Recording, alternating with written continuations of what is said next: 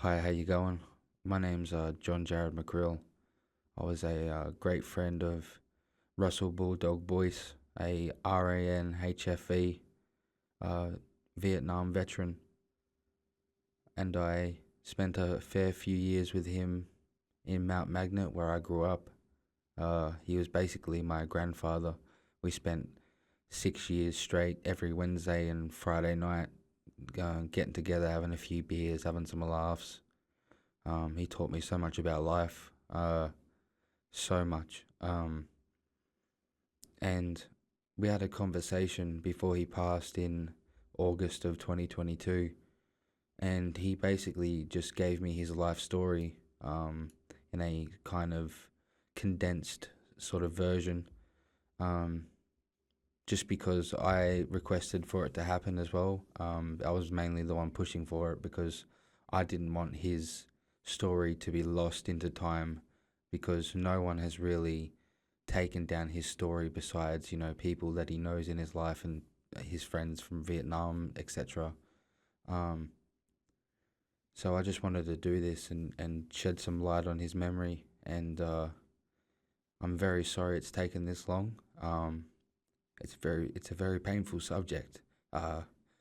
He meant a lot to me. He was a great man to many. He was a great friend to many, and everywhere he went, he was just a shining pillar of manhood and bravery and strength and courage and stick-to-itiveness, for the lack of a better word.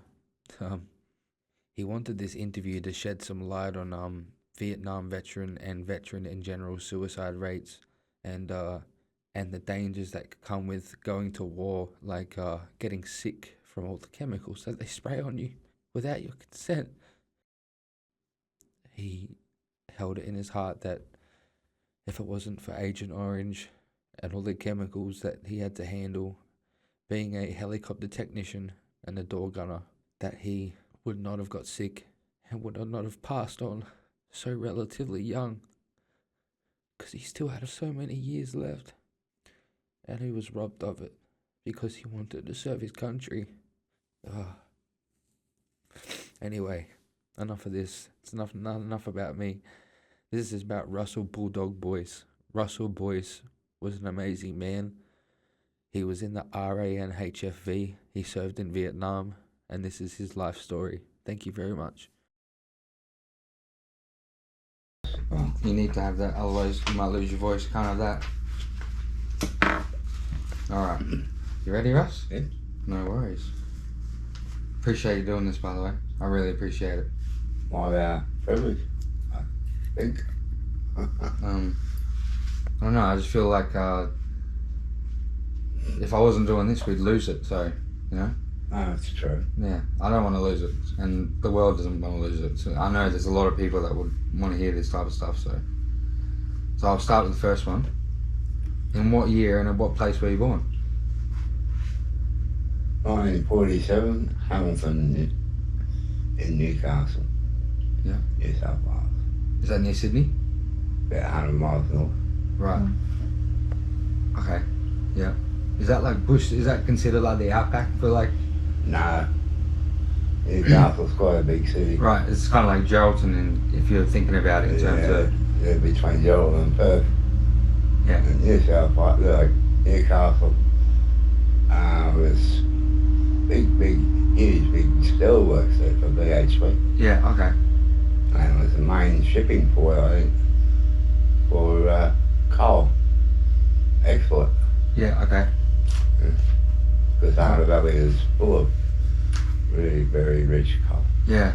Okay. And then they just all go out internationally from there, obviously. Yeah. To all the Asian countries and That's what stuff. it used to. There's still mining in New South Wales, but where they're delivering it to, Yeah. I don't know. Yeah.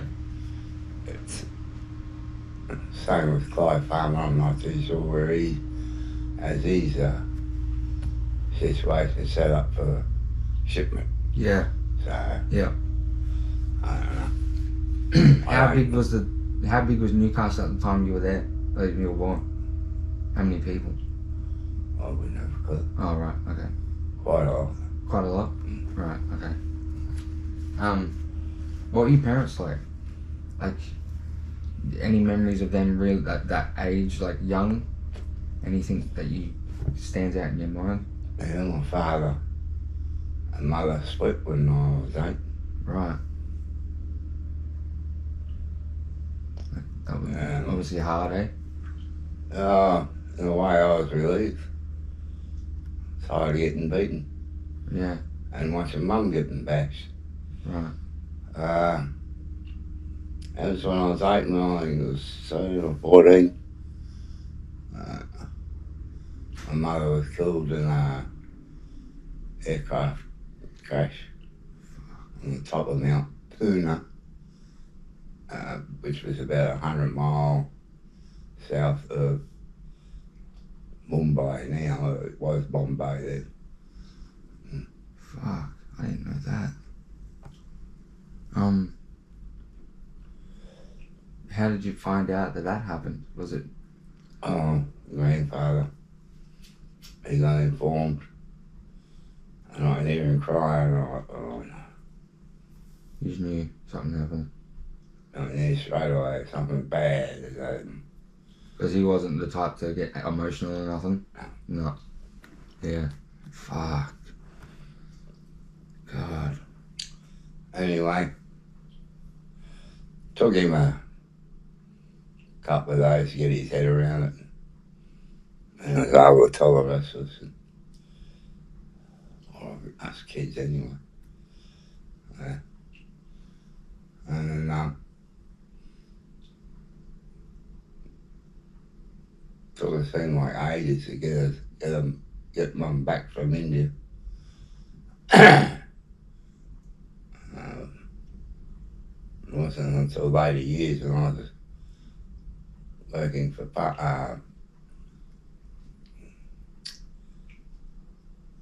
what's his name? The general director here in Perth. O'Day. What was the name of it? Something in O'Day. Oh, I know exactly what you're talking about. My nan was that was who they did my nan's funeral. The O'Day. Bauer and O'Day. Mm-hmm. Yes. Yeah, Bauer and O'Day. And then I realised it's the difficulties. Yeah. Yeah. All red tape. Yeah. Just bureaucracy stuff. Mm. That's terrible. Did you have brothers and sisters? One brother. One brother. We never really had much to do with each other. Right. Still don't. Yeah. Been a long time since I spoke with him. Right. Just blood related. Yeah. Same thing with my brother. Yeah. I don't talk to him and stuff, so I understand that for sure. Yeah. Blood doesn't make you related. My dad always says. Fucking hell, that must have been really tough on you. You obviously were really close with your mother, so, like... Well, not really, because Mum was hardly ever there. Oh, right. She was a travelling saleswoman for these, weddings, funerals, parties, everything, photographers. Yeah. Town and countryside. Doesn't matter where. Yeah. She used to do a lot of travelling. Right, all around the world doing that. Not around the world, but... A few places at least. No. She was going to Italy to get married. Oh. Fucking hell. Did she meet some European... Gentleman, yeah. In Newcastle, in actual fact. Oh, shit, okay. Right. Quite a nice bloke. Oh. Compared to your dad? Oh, yeah, well, I never met my dad when he was courting my mum. Yeah. So, yeah, right. So it could be Mr. Nice Guy today, Mr. Fugly tomorrow. Yeah, okay. Split personality. You never know, do you? Yeah. Right. So then obviously after that happened with your mum, you raised by your grandparents? Yeah. Yeah, obviously, yeah. And how, you were close with your granddad and stuff? Oh, very much so. Yeah. Yeah. Very, very much so. Yeah, awesome. That's that. At least you had. I'm glad to know you had at least someone there after that happened, because that would have sucked if you were alone. Unbelievably helpful. Just like every grandparent should be. Well, yeah. My grandparents were the same. They would. My mum always says stories about my dad's dad. He would just do stuff and come over and help and do stuff without even being asked. And then she'd be like, "Why are you doing that?" He's like, "Oh, I'm just helping out." You know, that type of grandfatherly mentality. He's living his younger days over again when he had his own babies to look after. Yeah. And he's just reminiscing on that. I imagine that. Yeah. Because how old was your grandfather at the time you were born? Oh, good question. Old. So he was born in the 1800s. I'm not sure. It was the late 18 or the very early 19. Yeah. He was too young for the first war and too old for the second one. That sucks. There was a lot of people like that. Yeah. But it was all right. He was working on the land. Yeah. So he was pretty much given a gold exemption. Yeah, because he was essential pretty much. Yeah. Very much an essential worker. Exactly. Like today, essential workers. Yeah. Like he wouldn't get a white feather delivered in the mailbox. Yeah. No one would do that. Yeah. Because it'd be like telling Ben Robert Smith, you're not a VC winner. He clearly won a VC on that day. Yeah, he did. Clearly. And it doesn't matter what you think of the bloke, the actions he had on that day. Well, I think of the man that, for those actions. Yes. He hasn't gone around killing anyone. No. Not murder, no. None of that shit. What would be the value of it? I mean, you're sent over to these places to do what he did.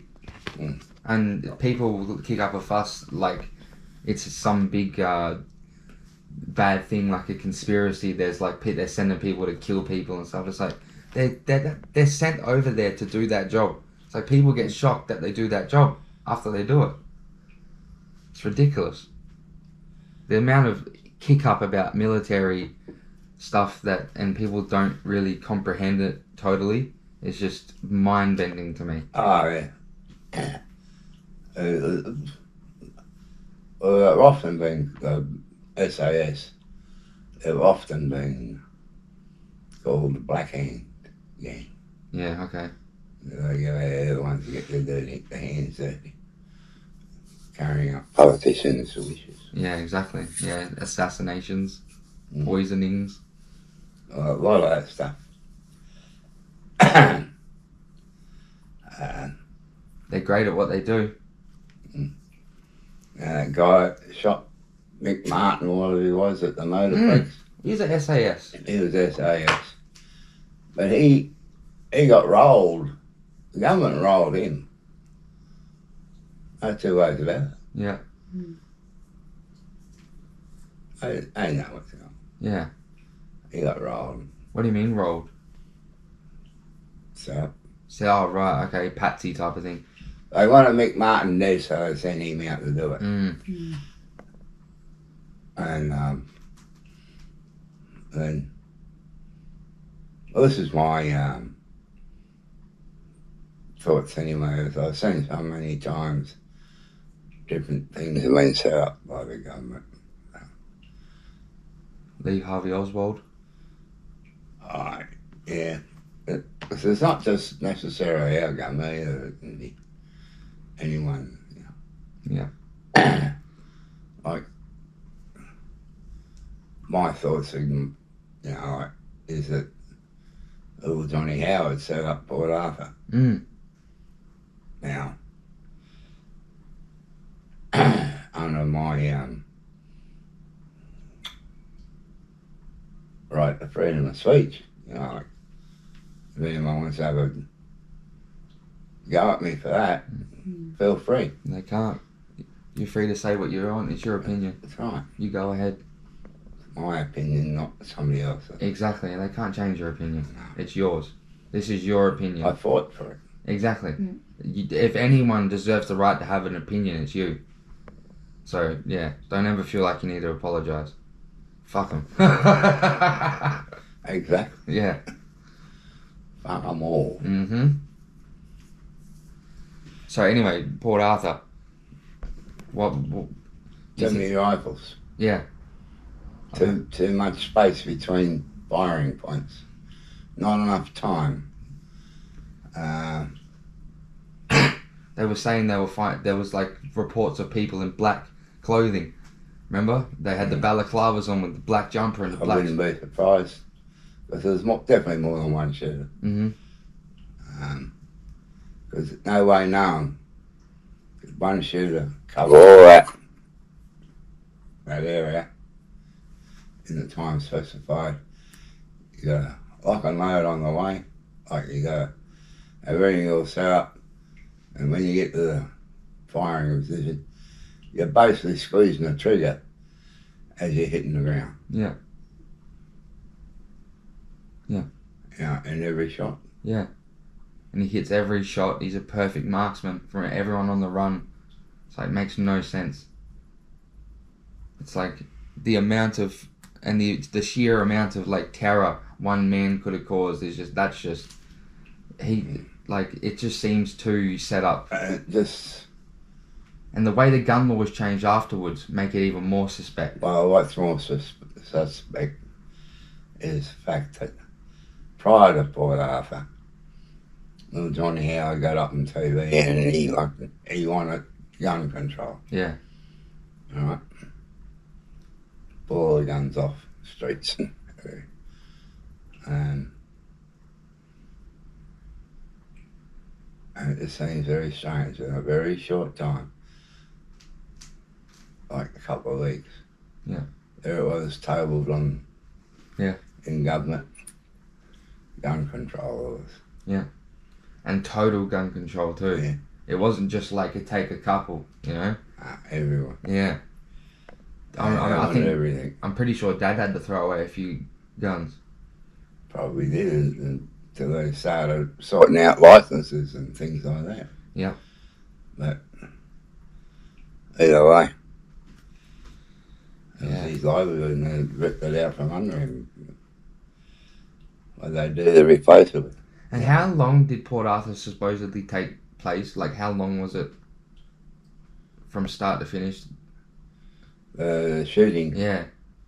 Oh, I can't recall offhand now. There's that many fine details. Yeah. Just seems so remarkable that 2 weeks after the shooting, I'm pretty sure, that gun control was like a table. It usually takes around about 6 weeks. Yeah. To set up something like that. To get through legislation and stuff. Yeah? Yeah. So we set to go, but they've had that drawn up for a while. Mm.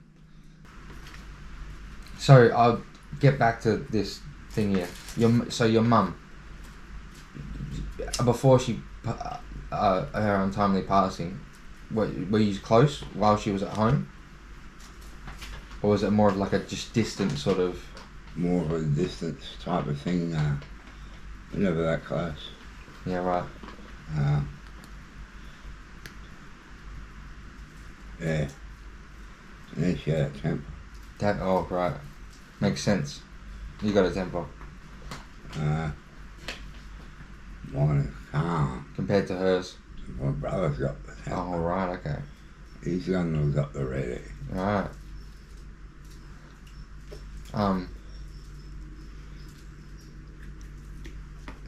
So how long were you staying with your grandparents or grandfather? Right up until I turned 17, basically. Yeah. From the day I was born. Yeah. And then I joined the Navy in 1964. Yeah, right. I was just about to get to that. And yeah, that was... I was 17 then, so... Yeah. Did you know when you were sort of, I don't know, 14, 15, did you know you wanted to do that? To go into the Navy or something in the military? Nothing really to do with the military. But there was some couple of things on my agenda that I wanted to do. And one of them was to go to sea. Yeah. And the other one was to get a trade. Yeah, okay. And then when I was about 15, I was down in Sydney at my auntie's place, school holidays. Yeah. And my eldest cousin, Wayne,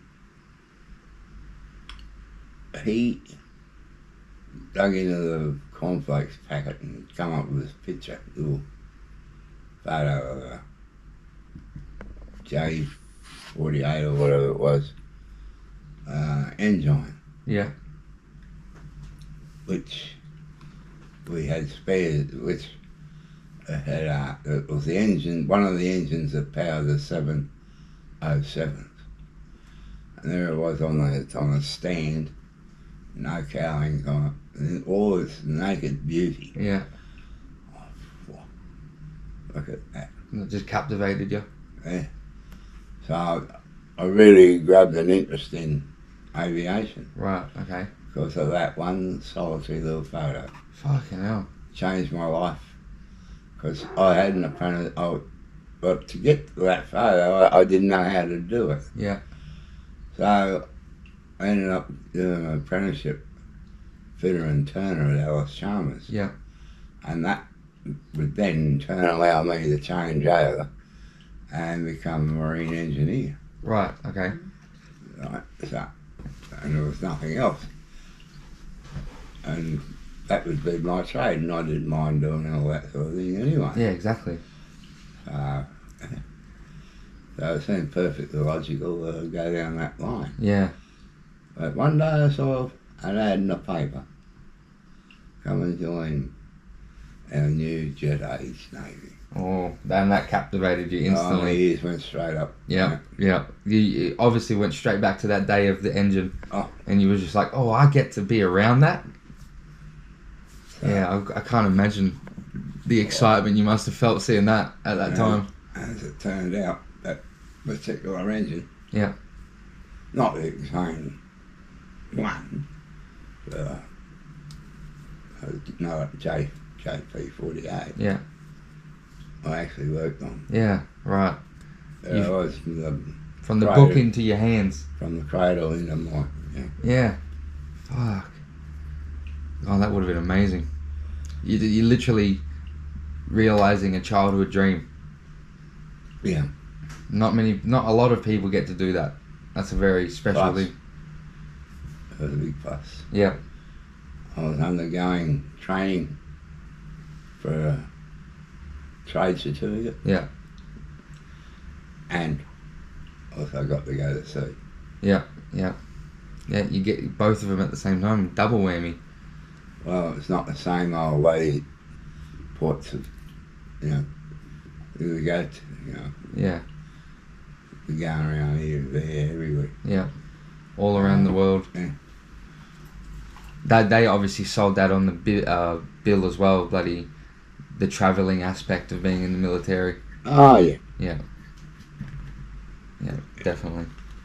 But were you always interested in the military as a kid though? Like, did you have a sort of feigned interest in it? Not really. No? No World War II sort of liking of that at the time, a history of that or no? No. It was more just like the general kid, Yeah. cowboys and Indians. Yeah, I like playing Cowboys and Indians, yeah. That sort of thing. Germans versus Americans and stuff. Yeah, that's about as far as it got. Yeah. Yeah. No. My dad used to have a World War One Kaiser Oh, yeah. with the spike, and he used to have a. My dad made him like a sten.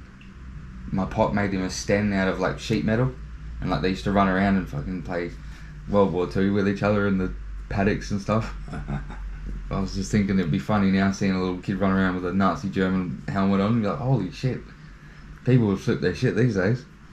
It'd be quite funny to see that. Yeah, I would piss myself, honestly. Because my mind would instantly go back to when I was a kid, you know. Yeah. Yeah, exactly. Because we're living right on the fringe of the bush, you know, like we are here. Yeah. You know, go over the hill and there's the bush. Yeah. Although we don't have to go quite that far. Yeah. We only have to go about 20 metres. not quite, a little bit more. Yeah, a little bit more, I guess. Probably about 100 metres and we're there. Yeah. And when I was a kid, it was closer to about 300 or something like that. Yeah. Right. That was the only difference. Yeah. Between now and then. Yeah. And if a bunch of kids just popped up over the top of it, dressed up as Yankee GIs. Oh, it's like Omaha Beach all over again. Yeah. And some Kaiser Bills fucking truck. Oh. Fuck, that would have been fun. Back when you could do stuff and it wasn't considered a friggin' slight against people. No, it wasn't. Even the Germans that came here after the war. Yeah. They thought it was fun. Yeah. They thought it was quite funny. Yeah. He's making fun that you're having fun with your own. Yeah. You know, like Boyce taking the piss out of the Germans and that, but hell, you do it well. Yeah. Because it's not just the Germans get killed. It's like you have turns to who gets killed. Yeah. And then you get into an argument. No, I killed you first. Yeah. Oh. And it's like, I bet Native American people played cowboys and Indians. Well, if they lived in the same sort of mixed community, Yeah. there's very strong possibility. Like I lived in a very strong mixed community. I was working, well, I shouldn't say I was working. My grandmother was working as camp cook Yeah. for my uncle. Yeah, right. And he had about 20-something workers. And he was moving as a contract because there was a building remover, you know, a house removal, pick it up and drag it off on wheels. Yeah, right. He had the contract to move the Adamini town 6 miles to a new Adamini Yeah. site. Yeah. So where Adamini is now has been hand selected by somebody. Yeah. Whereas the other one was not quite. It was the township and everything was built up around, like here, around the gold mine. Yeah, right. You know, so. Yeah, because there back in the day there was Lennonville, there was I think Bugatti or something was a town. Yeah. There was mines and towns all around here. Yeah. And the same with Adamini. And all the mine shafts were used as, rather than going digging out backfill somewhere in the mountains. Yeah. You imagine the cost. Digging out granite and crap. Yeah. They're using the old mine shafts as their backfill. Yeah. Spots. Yeah. Fill them up. Fill them up. Yeah, just filling them up one And by if you one. went down there layer by layer by layer, Yeah. it would be very interesting what you'd find. Yeah. It's like literally history as you go down. Pretty much so. Probably a couple of skeletons as well. Yeah, definitely. I always think about that if I drive past like a forest or something in Perth. I'll always think there's at least 3 or 4 dead bodies in there. At least. Imagine thinking like that. But What were your strongest subjects at school? Like when you were going to school and that? English and maths. Right. Yeah, okay. Makes sense. Very good with numbers and with words, so should have guessed that.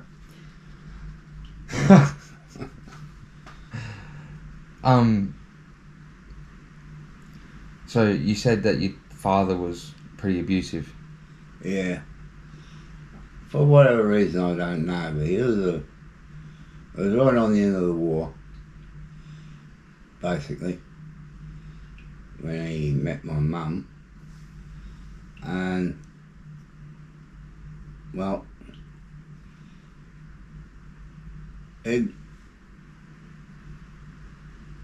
know he spent some time on the tropics, because he had some Asian coins Right. in a little Asian purse, Yeah. made out of rattan cane type of thing, you know. Yeah. And he was ex-Royal Marine, Fuck. and he had some other whirly-burly giz-bang thing, like a little portable little like gen set power, build up some power. Mm-hmm. Now that would be either for communication or demolition. Yeah. So he was an Englishman. yeah, Right. Okay. Makes sense. I was gonna ask if he was a digger or if he was. Yeah. Okay. yeah. So your mum was Australian, or Yeah. yeah, and obviously your father came over here after the war. Mm. Right. Okay. Yeah, because I read a lot. I think not even that long ago I read that there was a lot of Nazi German families and stuff that moved to Tasmania after the war ended. And I was reading that the other day and I didn't even know that. That was like a big hotspot for them to move. There was like 3,000 noted Nazi members that went to Tasmania after the war. Well, I don't know about the members of the Nazi Party and that. But I know there was quite a few Germans went there. Mm. And the same like in like the different settlements here and there. Yeah. It was basically all the one cluster of, Germans. you know, your Germans over there, your Italians over there, Yeah. you know, different towns. Yeah. Out. And Harndorf, South Australia. That's a place in South Australia. Yeah, Harndorf. Harndorf. Oh my god. That's like the most German thing I've ever heard. Yeah, it is. And the Harndorf Schützenfest. Oh. Oh my god. That's taking it to a level of German that's like over the top. That's like Lederhosen German. Yeah. Oh my And that sort god. of thing used to get up little Johnny Howard's nose. Yeah. Holy shit. Yeah, because I remember there's a place in South America called Colonia Dignidad. Yeah? And have you heard of that? No. And it's a Bavarian village in the middle of South America. So it looks like where the wolf's lair was in the Part hills. of Europe and the bottom of... Yeah, in the hills. Where they had the famous video of Hitler with the dog on the balcony, you know, looking over the mountains. That all those people there, the Joseph Mengele, the Nazi doctor, the head doctor, he moved there, and he was Mengele. Mengele, I think it is. Oh, it doesn't matter. Yeah, it's still he's a piece of shit. I know who you are. Yeah, he was a piece of shit. He was doing the experiments he was doing on the Jews. He started doing it to the South American populace near that town. He ran out of Jewish patients. Yeah, exactly. They would like all the like torture things where they would torture twins to see if the other would feel it, that type of stuff. They were doing that in South America after the war, and they held a conference where the heads of Volkswagen, BMW, everything all went there, and they were trying to pitch on the Fourth Reich, like the next German uprising. So they needed. Yeah. There was a big kick up about that because they thought maybe Hitler went there after the war ended. Well, yeah. But he didn't. He got it prick. Mm-hmm. Topped himself in the bunker. And topped his own dog. That's strange. Very strange, eh? to be like the way it ended. So your father definitely fought in the Pacific. Well, I can only assume that. Yeah, because of the coin purse. Mm. And obviously, that obviously played into how he treated you guys. Was he very affected by the war? Don't really know because I wasn't living all that long. Every time I was 8 years, so I remember back about 3 years worth. Yeah. So I had visions of him till I was 3. Yeah. When I was 3. And I didn't get all that much from there on.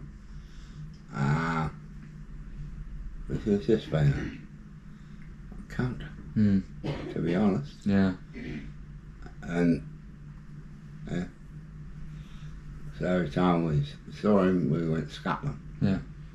Knowing what you know now about PTSD and how war affects you, do you think that was playing into it? If he had any sort of similar experience to what you had, do you think that played into it, or was he just a piece of shit? Like, if he didn't go to that war and get affected or something, do you think he would have been different? Or was it just hard to tell? Bit hard to tell. The different horses, different courses, as they say, and you know, I've seen blokes with PTSD. Yeah. Build up their lives and everything. But also I've seen blokes with PTSD go to their family as big as they could, as much as they could. Mm-hmm. And All depends on the type of person you were, I guess. Yeah.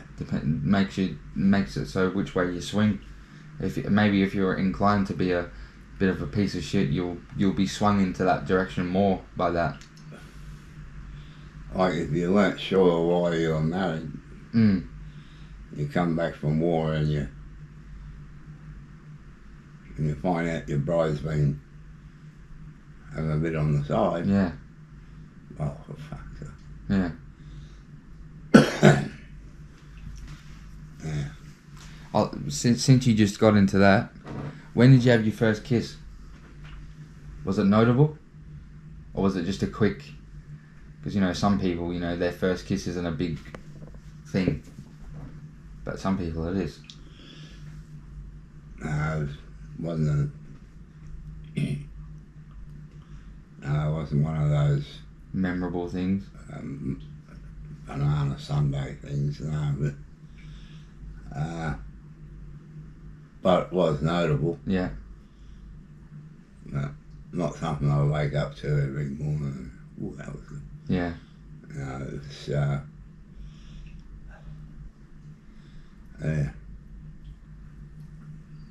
What age were you?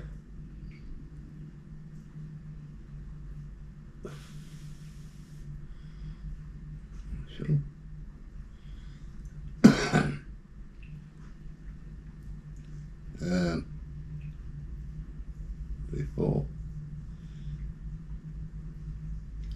Before Adam. Yeah. Because we used to live at Adamstown then. Yeah. And then when we come back from Adam, we had another house at R.I.P. Or house there. Anyway.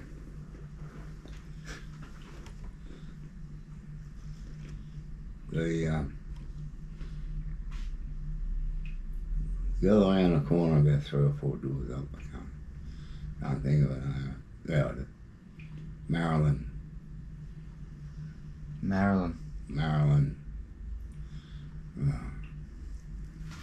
Oh, Maryland, eh? Anyway, that was that kiss. Yeah. Yeah. So it makes you think about hot chocolate. Started with a kid. Obviously, that was before you went to basic training and stuff. Because Yeah. obviously after that, you know, a bit hard After to... that, I very, very rarely I was back at 120 Prince Street where I was. Yeah. Yeah, obviously took you away from that life a bit. Mm. Especially travelling around the world and all of that stuff. Was a career in the military before Vietnam prestigious? Was that a thing to... Was like, if you became a person of the military, was that like, oh, you're a very good citizen before Vietnam? Yeah, well, pretty well respected. Yeah. Yeah. Obviously coming off the back of World War II. Well, it was Korea in the Middle East. Right, yeah. Forgot about that one. Everyone forgets about Korea. Yeah, and we fought a fair bit in that too, yeah. Yeah. I think that was the first time Australian military used Aboriginal soldiers. No. Wasn't? No. Maybe it was officers, I don't know.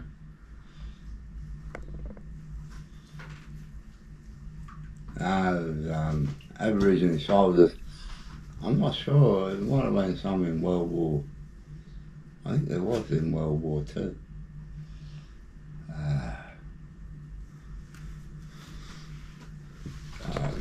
Yeah. Obviously... I know there were some years in World War II. Yeah.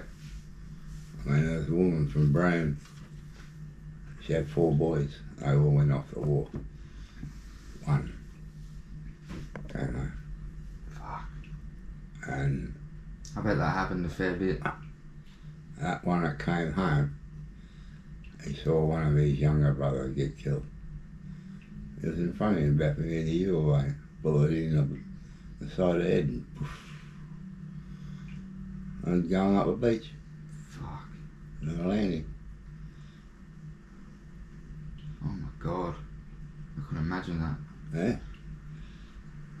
How quickly did that perception of a military career change, like into Vietnam? Because I know that changed it a lot, that war.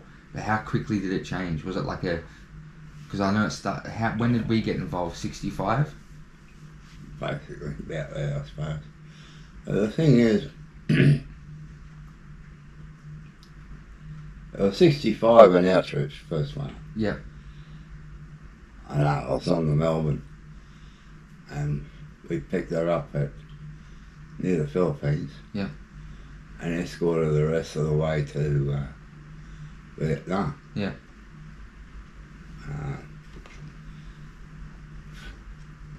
It's a funny old bloody setup, that. But it was mainly Yanks pushing the effort. They wanted what was coming out of South Vietnam. Yeah. Produce-wise. Mm-hmm.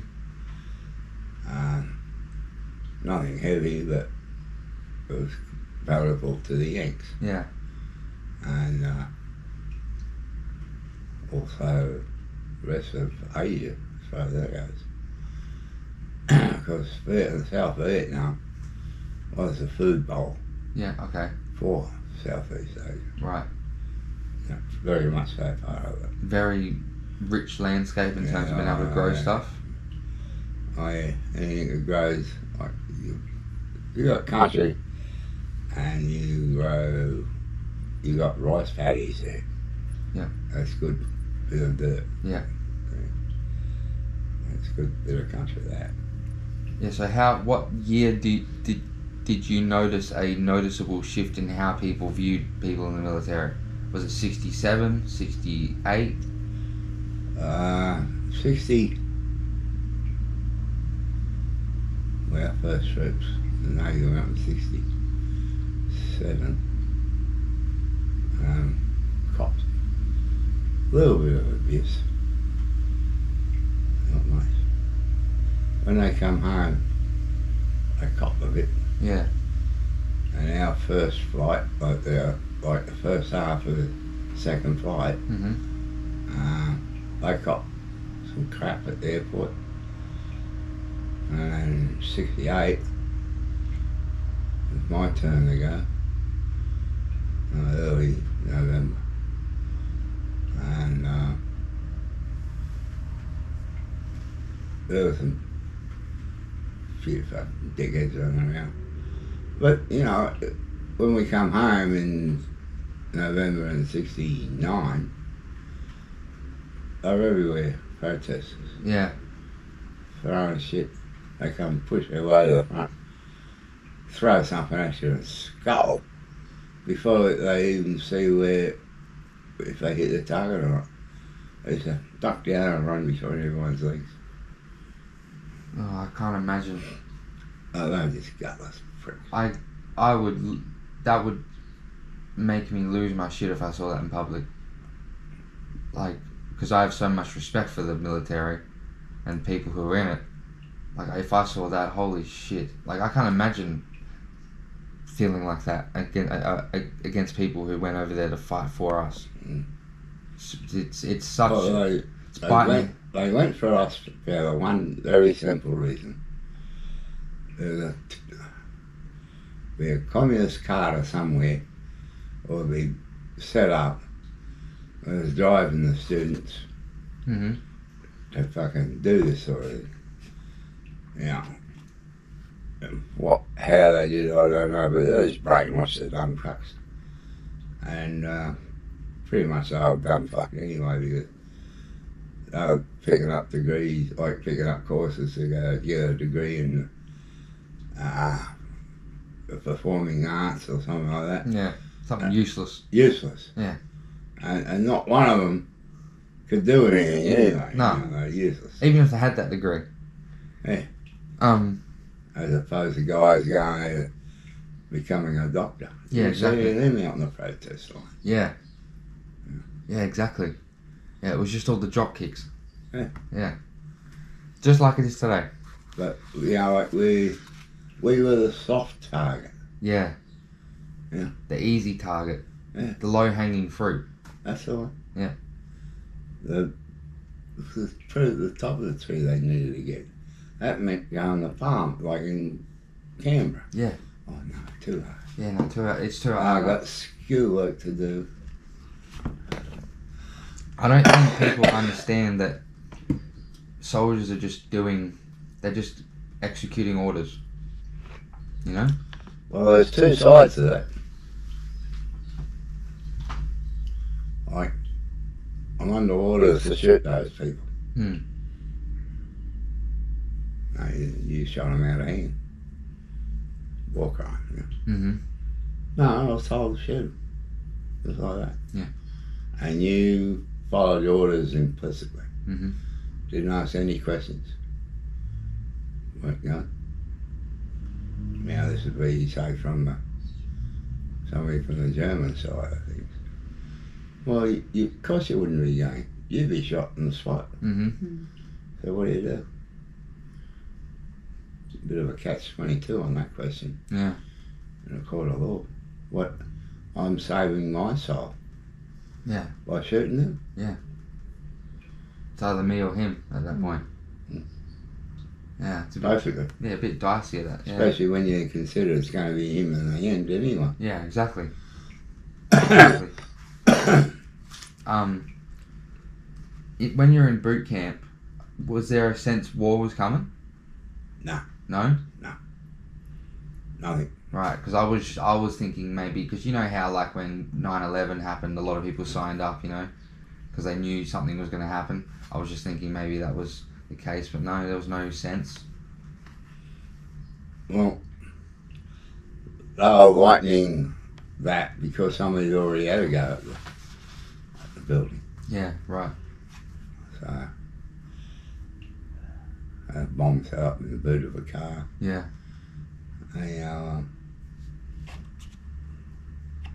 That got discovered before it even happened. Yeah.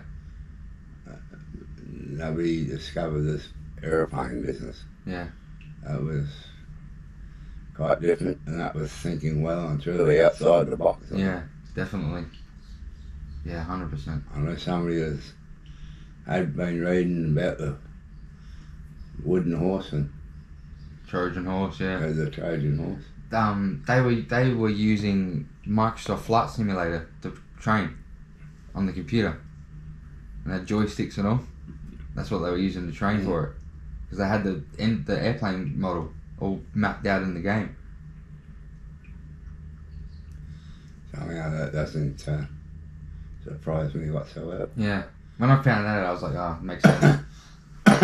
Nowadays, there's bloody games that you can fly like A-10s, and every button on the console is what it actually does in real life, and you got to turn on every button to turn on the aircraft, and that's amazing.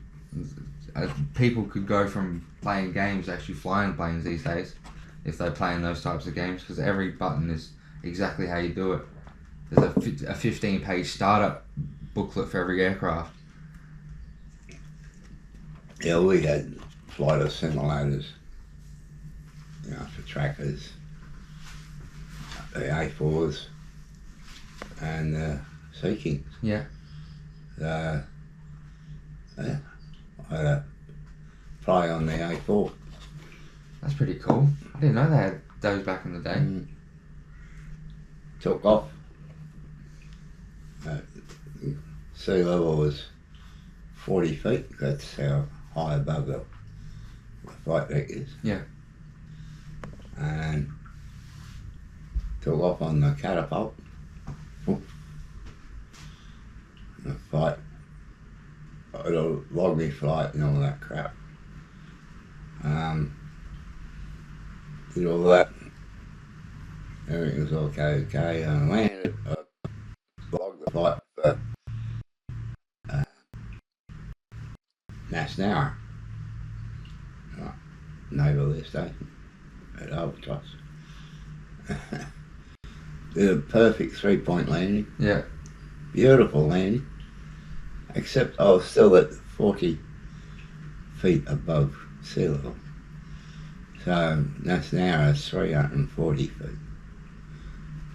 So, perfect 3-point landing, 300 foot under the ground. Yeah. Unbelievable. The first underground landing ever. Shit, that's funny. How long was boot camp? 3 months down in Melbourne. Right. I hated that place. Terrible.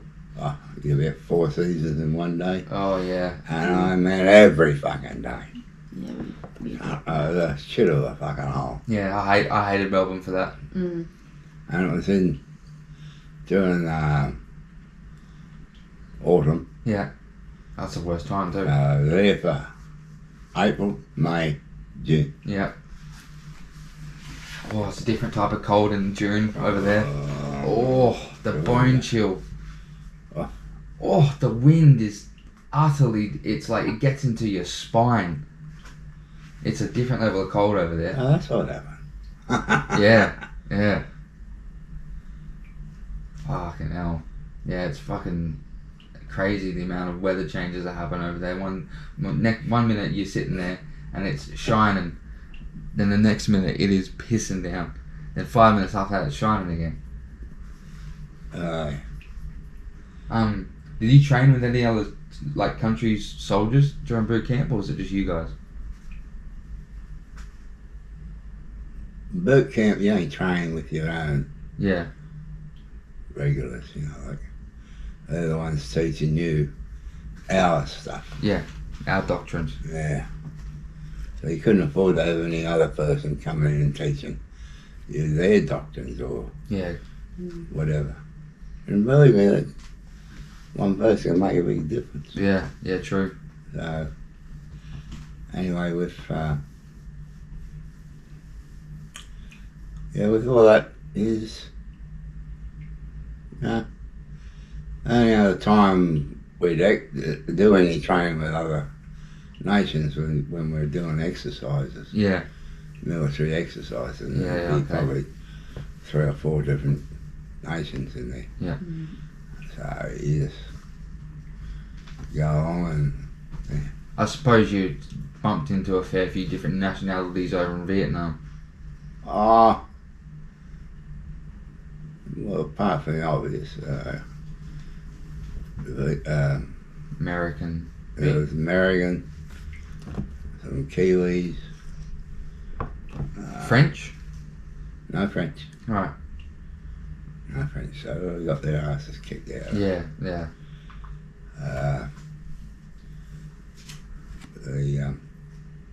It was mainly Australian, American, and some Kiwis. Who else was there? South Vietnamese, obviously. Yeah. I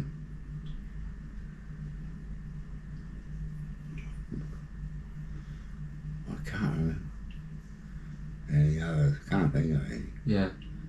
That's not to say that if they were there, well, Didn't see you it. know, you never come across them. You know, you wouldn't think they were there. Did you ever hear any reports of Russians being there? No. No? Nothing at all? No. Right. Chinese, yeah. Chinese? Mm-hmm. Fuck, I didn't know that. Well, next door neighbour. Yeah, true, yeah. Yeah, exactly. And they were communist. Mm-hmm. Yeah, so of course they would help. They did the same thing in Korea. I didn't even, yeah. Should have thought of that. What was it like? Was it like the perfect life for you living on the boat? Like, did you love that? Or was it shit? During Vietnam, or Like, in terms of, say, before Vietnam, you were just out in sea. Was that, like, good living for you, or? well, not really, because I was still doing boot camps. Right, yeah, okay. Training and stuff. Hands-on training. Yeah. So you get your sea training there. And so it was a funny situation where they needed the hands to operate the Melbourne and they needed the hands to operate the Sydney. Yeah. So we were on the Sydney. Yeah. But they had to take us off because we weren't up to speed enough to operate the damn ship, you know. Yeah, okay. So we went off and finished our sea time, our sea training, Yeah. on the Melbourne. Right. Because they had more experienced hands. Well, they could drag up more for the aircraft, etc. Right, yeah. A lot of the guys were also some general service people. Yeah. Were dragged on. So, yeah, it was sort of semi professional crew on the Melbourne. But they soon worked themselves into quite a unique little outfit. Yeah, yeah. Performing very, very well. Yeah, that's good. And Sydney, well, its crew just grew as well. They're just, good crew. Yeah.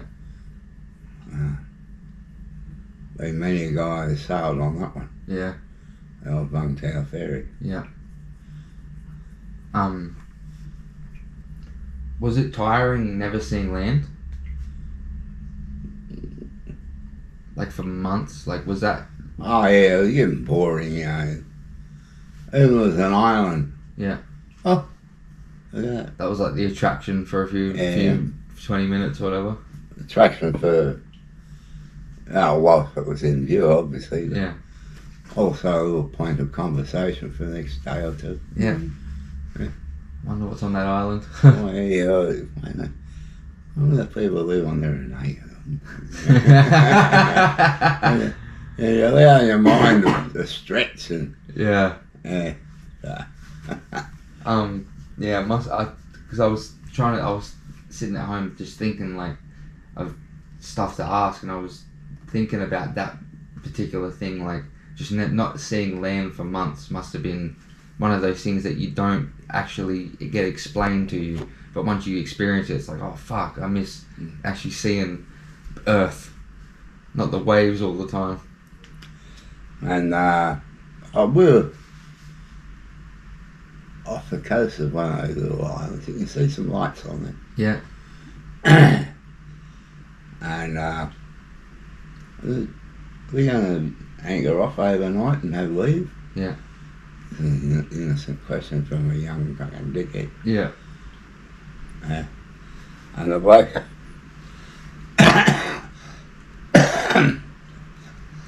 there was about 3 or 4 of us looking out this skull thing.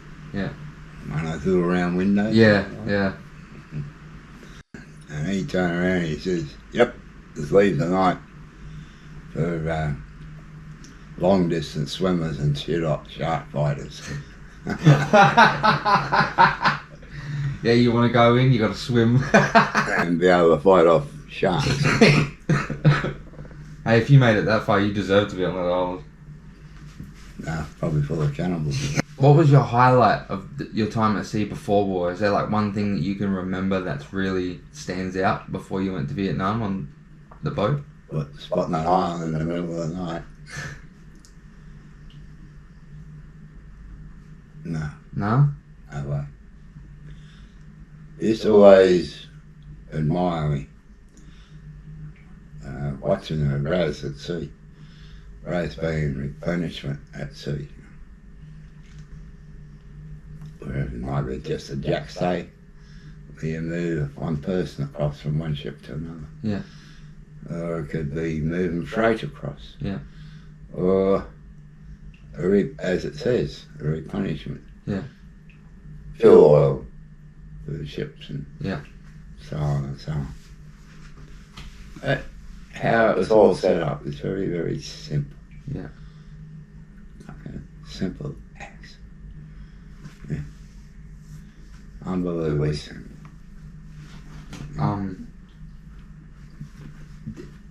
Of all the countries you docked at, what was your favourite? Mm.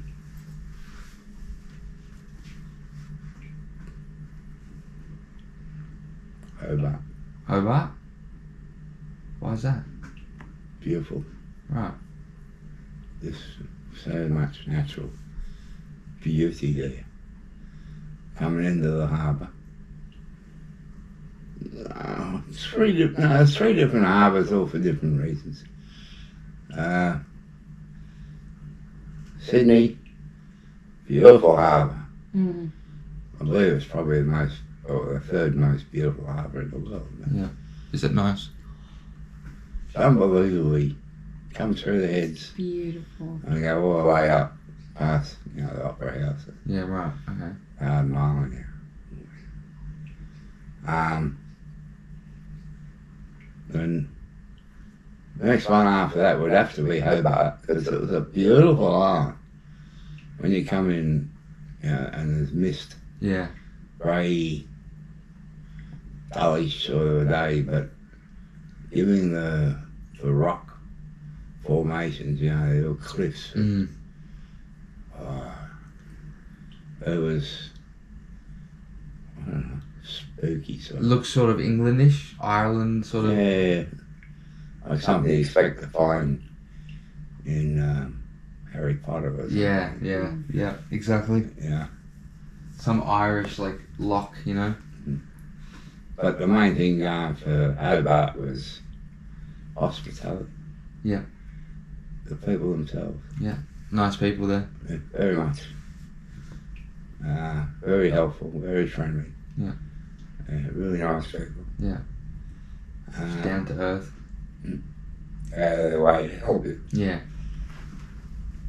And the third most bestest harbour I've ever been in was also Australian. And it was Fremantle. Right. Because it was so, each day we were there, it was a nice sunny day, not over hot, Yeah. and the people are so laid back. Yeah. Especially in Freo. Yeah. And even in Perth itself, Langley Park, people, everyone was just full of, it's like places full of tourists. Yeah. Mm-hmm. It's just so laid back and everything. Clean. Yeah. That's what I really so love. Yeah. And Perth is like one big park. Yeah. And clean. Yeah, well, it's not like that anymore. No. Fremantle was a dive now. Melbourne. It's full of homeless people and stuff. Oh, we got only one person to blame for that. Yeah. And it starts with a P and ends with a T. Petted. Hey? Lord Mayor.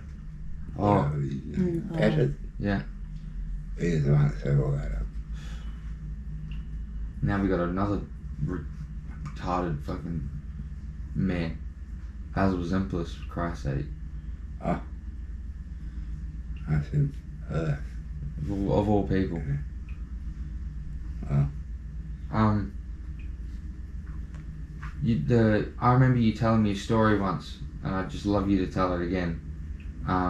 About you being in a country and you got into a fight with those police, like those harbour police, and you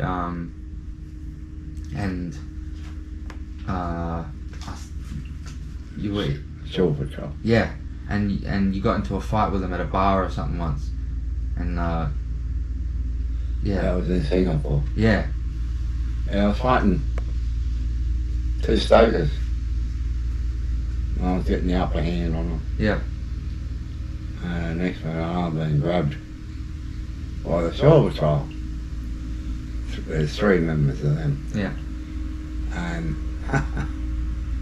they'd be buggers. Oh, stokers also. yeah, Yeah. And then, okay. These other guys just kept on coming at me sort of thing when I'm being held. yeah, So, kicked one in the guts. He fighting dirty, fucking blah, blah, blah. He was fighting dirty. Anyhow, run me outside of me right foot down on the front, the Yeah. shin bone of the bloke that was hanging on my right arm. yeah, And then I finished it off with a big crunch on top of his instep. yeah, And he soon let go. And once that arm was free of him, whoa. This is a process of letting go, but too late. The missile was on its way. No stop button. ICBM was in the air. Already been launched. Yeah. And no on-off button for that one. No. And And then I went back and started fixing up the other 2. yeah, And then the officer from the Shore Patrol came in with his nightstick. yeah, And I didn't see his face until the last moment. And so he said, "Us, behind you." I looked around, fuck hell. Punch this prick. yeah, Dropped him like a bag of shit. And picked myself up. Looking around, everyone's on the floor. Oh, for fuck's sake. I said to the 2 Shore Patrol, I said, "Grab that piece of shit and take it back from whence it came. yeah. Just throw him in the back of your fucking divvy van and fuck off." And then you went to your superior officer after that, didn't you? And you didn't get in trouble or something because you talked your way out of it. All the witnesses for defence. Yeah. There's none for them. them. Yeah. Even the other 2 Shore Patrol. Yeah, that's what I was trying to remember. Yeah. The other 2 Shore Patrol and the 2 guys who was fighting with originally. Because they all saw this prick fucking look of fucking pure want to kill. Yeah. With the nightstick as well. Because I was asked what he'd feed and what killed. He said, "Oh really? On what grounds would that be?" Self-defence. Yeah. And I mean, self-defence. Mhm. Yeah, okay, give me the story. And he goes, "Oh, what a hell of a story. I reckon he'd just about write a book about that one." And he said, "Case dismissed. Shouldn't have come here.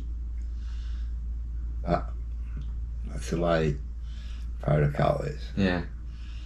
However, as I said, case dismissed. Yeah. You're free to go do whatever it is you want to do. Yeah. I guess so. Anyway, needless to say, it was a bit of a party like that night. Yeah, for sure. Up in the same fucking pub. I was gonna say, did you see them afterwards? The Shore Patrol? Yeah. Were they like, was it respectful after that? Like a Yeah, head nod? yeah. Well, they said it wasn't as if we're setting up for that prick to come and kick you in the guts and do things when you're Yeah, being held. exactly. I said, I'm not blaming you guys. If anything, I'm thanking you guys. Yeah. Because you all backed up on my side of the fence, and that was terrific to see. Yeah. I was a little bit surprised, but Yeah, I bet you're expecting just a whole list of people against you, like, oh, here we fucking go. yeah. Court-martial time. Anyway, but it didn't happen. I saw, just as I was leaving the quarterdeck, I could hear the captain turn around to Sub-Lieutenant Jones.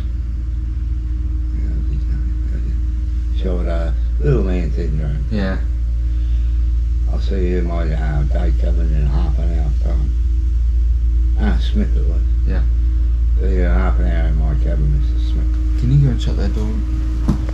Fucking, how many times do you want to sweep the same spot? Any time in a port that you went in, did you ever fall in love with a woman? Very good question. There's certainly some very admirable looking women out there, don't worry about that. Yeah.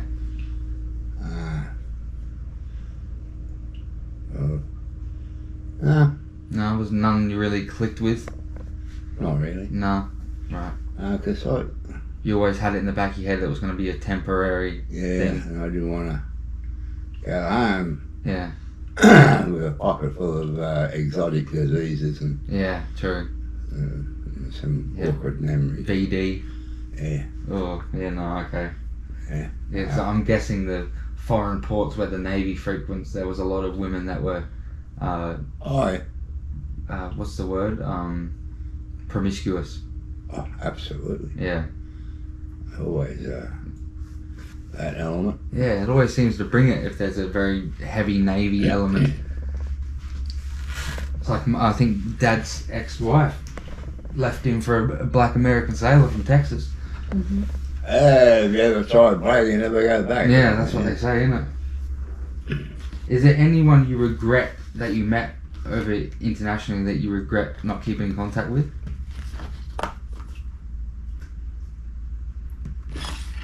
Not necessarily just a woman, anyone in general. I wasn't thinking down the lines of a woman. I was just thinking about having a different place from it. Yeah. Oh, really? No? There's a couple I do, but sort of not to the point of, Like actually regretting not keeping in contact with them, yeah. So you said you were deployed in 67? So, but, 68, sorry. 68 to, like November 68 to November 69 in Vietnam. Right. While you were going over there, were you scared? Was it a very anxious ride over there? Or was it exciting? Oh, being exciting can be anxious as well. Yeah, right. Bled into each other a bit. They do.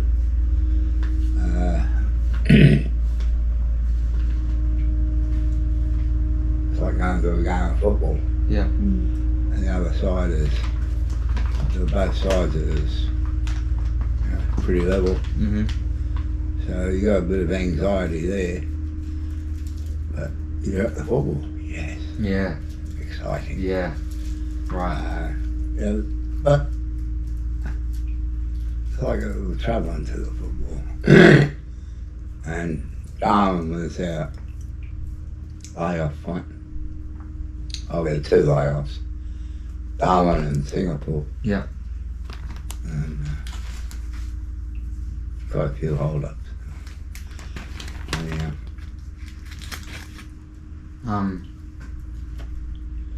The RANHFV. Royal Australian Navy helicopter flight to Vietnam. Yeah. Were you approached to join that, or did you seek that out? Oh, neither one. Neither. You were just assigned to it? Yeah. Right, okay. So there was no choice. I was full-time. Not NASA. Yeah. And I'm already trained up on that particular aircraft. I'd been working on it for about, On the Huey? working on it already for about 12, 15 months or something. Yeah. So I was pretty conversant with the aircraft. Yeah. UH-1H, wasn't UH-1B it? UH-1B. was what I was working on in now. Then we go to Vietnam, and it was UH-1H's. Yeah. Was the main airplane. Yeah. But they were the ones that carried the troops. Yeah. In which we called the Slicks. And they had a radio call sign of EMU Mm-hmm. as the number on it. Now, the other configuration of Huey was the 1C, which had a completely different rotorhead system. And it was strange looking beastie, but it carried the miniguns and rockets. It was like we Close air support. It was like a close air support vehicle. It was our ground support. Mm-hmm. And very, very effective. Yeah. And they had the grenade launcher on the front, didn't they? The one that... Oh, some of them did. One did. Yeah. It kept cracking the main train. Yeah. So took it off. Had the rockets on the sides. Rockets off the pods on the side. Yeah, yeah. And the miniguns on top of them. So you were in that vehicle a fair bit. Would you, because you were in the back of that vehicle, Which one? in the sea, were you in that one? Yeah. So did you ever feel, when the rockets got fired, could you feel the heat? No? Right, okay. No. Don't feel any of that. Right.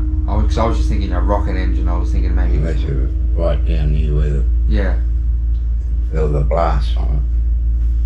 You know, from when it takes off out of the pad, Yeah. off the pod. Yeah. It must be insane being in one of those and like being in it real time and seeing it do its job. It must be like you're living a movie, just the way it like goes through and. Well, it was in a lot of ways because on the guns we had what they call a free gun. The M60 wasn't mounted. Yeah. Right, so we could hold on to it with our hands.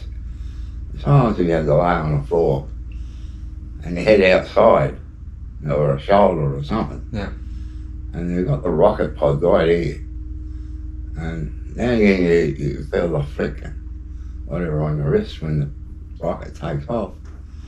But you got to be down there because you're shooting at a target that's down underneath you. Yeah. Mountain gun wouldn't be able to do that. No. No. Fucking hell. Was that like a? Was that like a highly coveted squadron to be in, like the RANHFV? Was that? Oh yeah. Yeah, that was considered like creme de la creme, you know? It was. Yeah, right, okay. Thought so. But we're also creme de la creme of the fucking arseholes. Mm-hmm. They were A lot of dickheads. child killers or listen to the fucking wrong news. Yeah.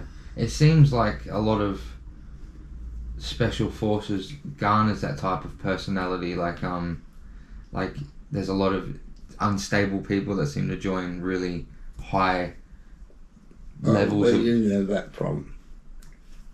Hmm? We didn't have that You problem. didn't have that problem? No. The army had some problems like that. Right, yeah. There's a grenade in the tank Yeah, at night. Well, yeah.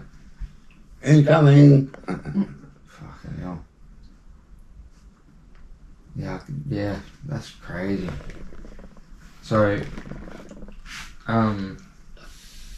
what was it? Did you know that area of work you were going in, that it was very dangerous, or did you have no idea? Oh, no, we knew it was going to be dangerous. Right, okay. Because you always hear stories of like, you know, people go to war and then, you know, it's way harder than they imagine because they were being told, oh, it's easy, you know. Oh, you're just going for a trip. It's like people in Gallipoli, and then they got there, it's like, oh, fuck. No, it was football long. Yeah. What to expect. Mm-hmm. At this, when you were going over there, like, how did Australian soldiers in general feel about fighting over there? Bit of a fucking adventure at first. Yeah. Like, yeah. Well, that's a little kid coming out. Yeah. And as soon as I hit the deck over there, Thompson looked different ballgame. Yeah. Their whole attitude changed.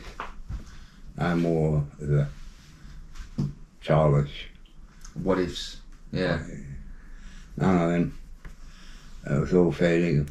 Yeah, and it was all just rough. Jungle, malaria. No laughing. Not when you're out on patrol, you can't afford that. No noise. Yeah. Snivel around. And you're just listening constantly.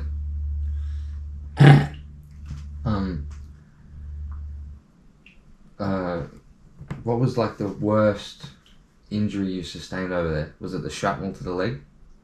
Yeah. Yeah? Oh, it depends on what sort of injury. Physically, yeah. Mentally, no. Mentally, it was PTSD. Yeah. That was pretty bad. Yeah, I was going to get into that in a minute. I'm just trying to ease into it. I'll ask you this then. Do you think you suffer from survivor's guilt? Yeah. Yeah? Part of my PTSD. Yeah. A big part. Yeah. Very big.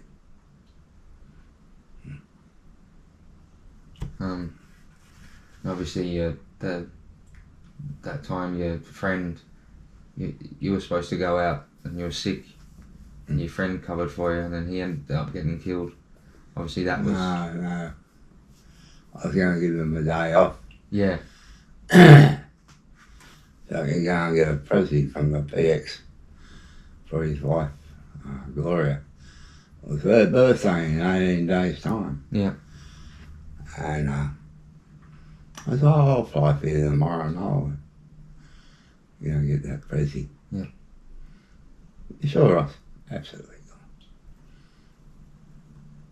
And it's during the night that I developed an earache. And I've never had an earache before in my life. Never. And I've not had one since. And it was my left ear. And I never copped anything before or after. Nothing. Yeah. Yeah, I couldn't fly with that earache. No way, no.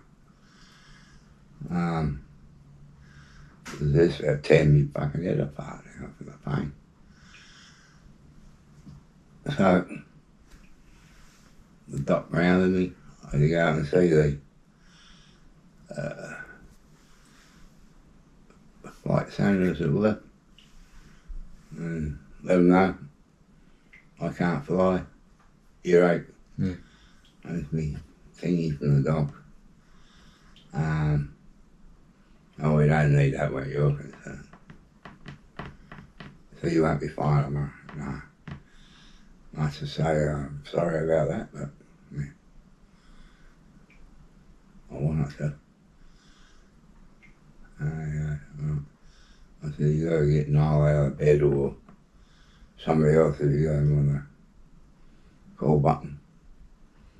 I ended up getting more, no. And I come to work that afternoon. I feel fine. No headache, no nothing. It's like the other day. Yeah. Normal. But unbeknownst to me, the Padre was waiting. He spotted me going across the quadrangle. He shut his door and followed me over. See, he had plenty of time, so I go to the galley and grab something to eat. Then go across the work. Just go to the aircraft control room and go and see what anything major that we got on. Yeah. Are we going to do it here, or is it it's getting hooked in, or what? You know?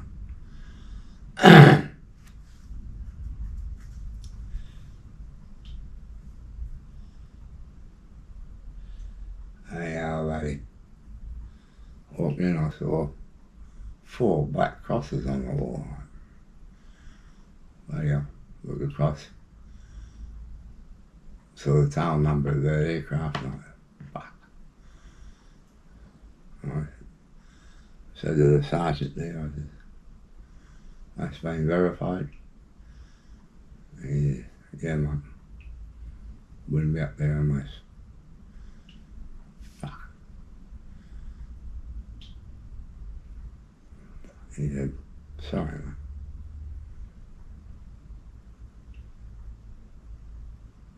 He was like that on the desk, on the counter, thinking, sorry, mate.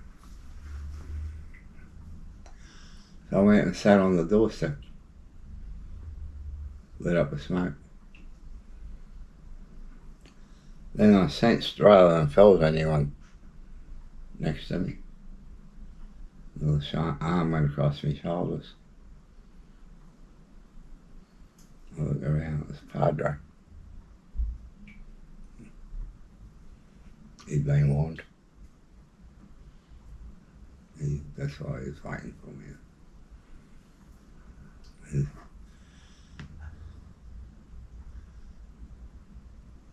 He was tossing up whether to tell me himself or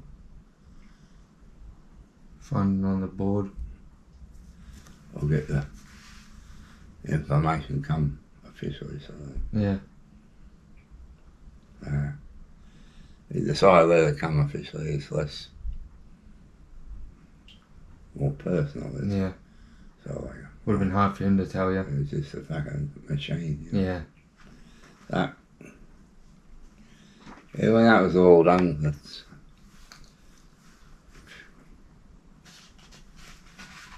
I worked that night. Worked that night. Why, I don't know. Suppose it was getting my mind off it. Yeah. I had to do something.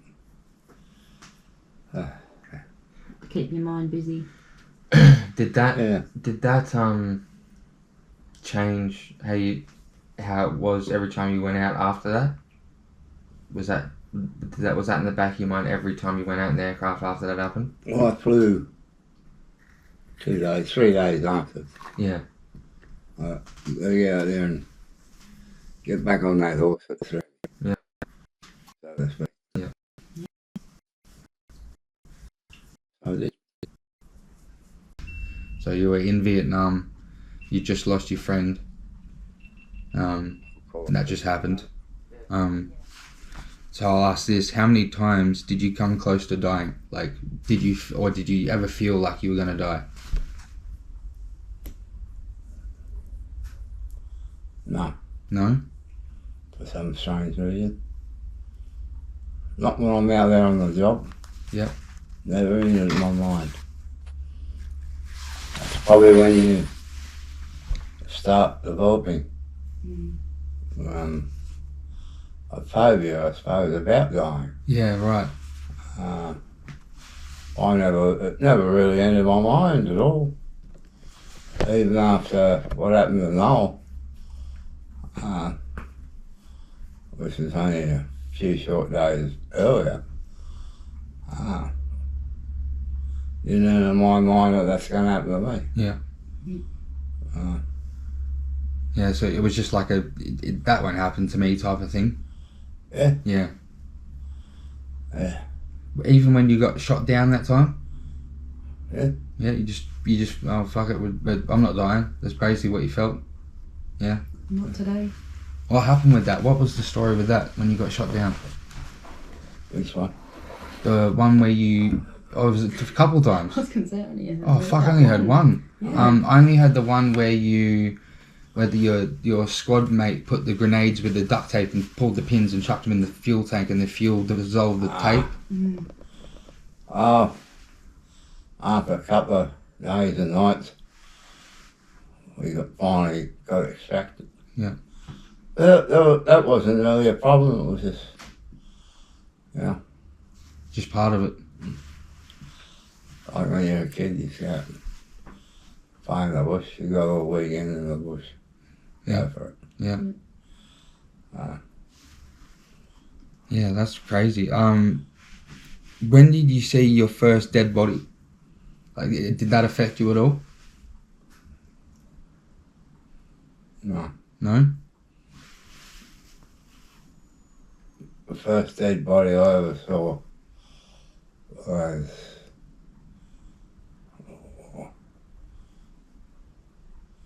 early '69, and that was a girl. Sorry, a man. And about 5 seconds later, 10 seconds later, it was a girl. Two of them in that space of time. And I shot them both. They were my first sightings, if you would, of a dead body. Not necessarily my first kills. Because half the time you don't even see who you're shooting. Yeah. There's always ducking for cover. And you got to root them out, and sometimes they come out and you can get them.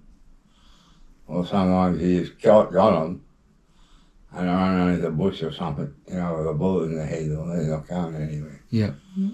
So you don't know whether you can claim claim a kill. Yeah. But what you could perceive that you caused, yeah. Yeah, it's just hard to know. But that time you definitely knew, that first time when you shot those two, Yeah. you definitely saw those people. Because I think you said the girl came up and picked up the RPG. AK-47. AK-47, aimed it at you. Yeah. Oh. It is. You don't know that's going to happen, so you just follow along. Yeah. Let's move Take it to on the next chin when it happens. And It's either you or them in that instance, isn't it? simple with that, Yeah. which was, one. And you just move on to the next. sounds pretty callous. That's war though, isn't it? Mm-hmm. Well, I say war is hell than it is. Yeah. Don't ever let anyone tell you different, because it is shit. But there is the need for it now and again. And Vietnam was not a need. That was Fox. That was a senseless war in your opinion? Yeah. Just over nothing, really. Same as the First and Second World Wars. Are basically over nothing. Yeah, the First World War, it was just all relatives fighting each other, wasn't it? And then Second World War was much the same. Yeah. But it was the generals and whatever behind the guy in charge pushing it. Yeah. People like Hermann Goering and Erwin Yeah. Rommel and Oh, Rommel wasn't a... He was... was he good? I thought he was a far better general, as it were, than Goebbels with all them tosses. Yeah, and Himmler and all them pricks. They were all out there for whatever they could possibly gain for themselves. Yeah,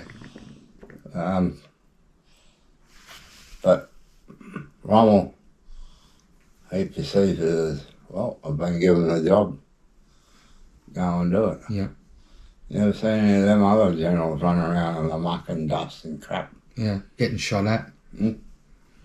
Rommel was out there in the front. Yeah, basically like you guys. Yeah. Just yeah. So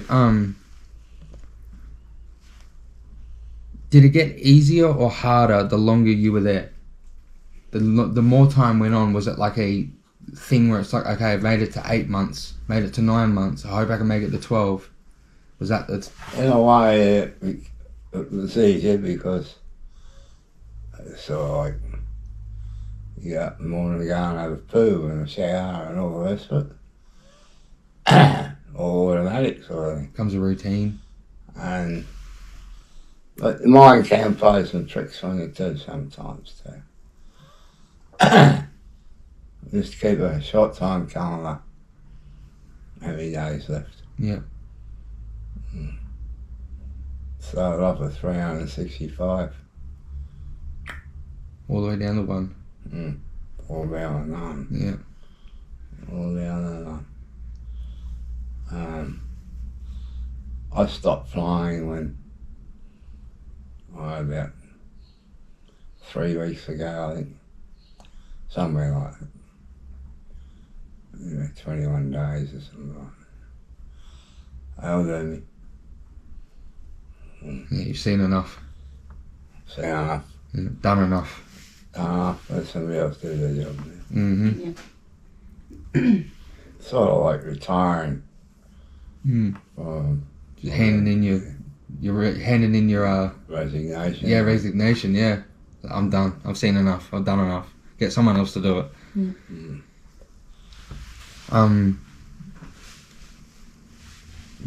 Do you remember any times you were in a fire? Were you ever in a firefight or on the ground? Once. What was that like? What was it like having bullets whiz past your head? It wasn't so much bullets whizzing past your head.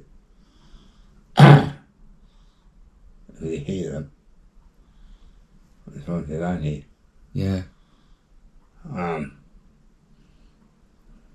guy was coming at me. I just managed to grab my shotgun. Where the Yanks are where I ought to have them, but strictly speaking, probably not, but I'm not.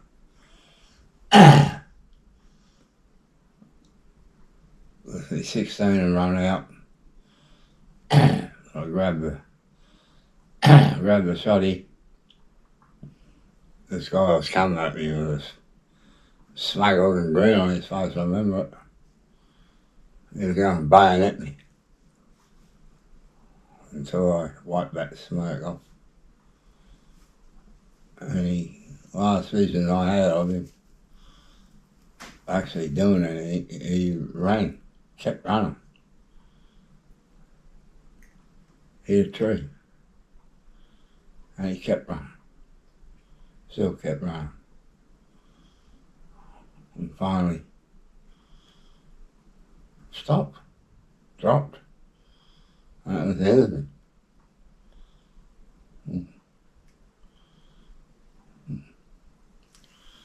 Not good.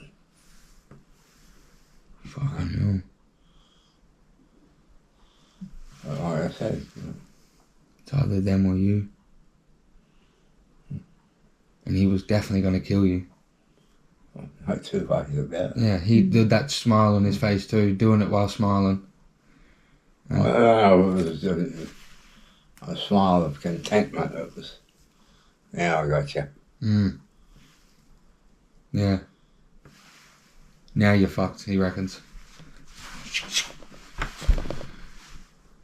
You know, it's either you or them at that point. It's terrible. It's what war does, isn't it? Turns humans into animals, yeah. Or worse.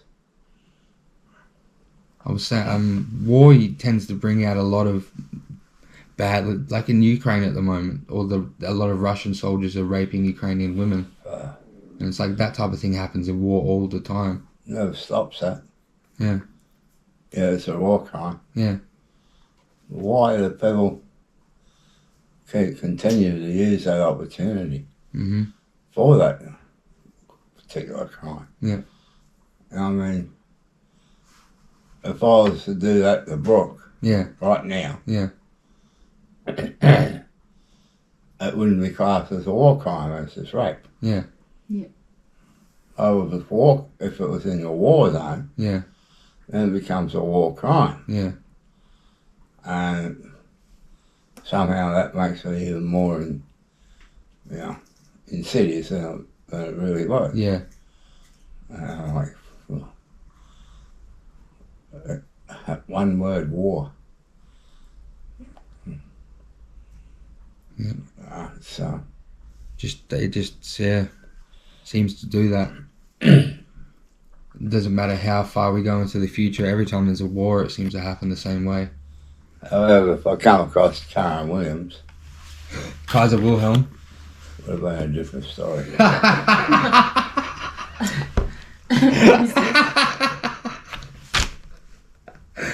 I wouldn't have raped her. You would have killed her. I would have just shot her to save some other poor bastard.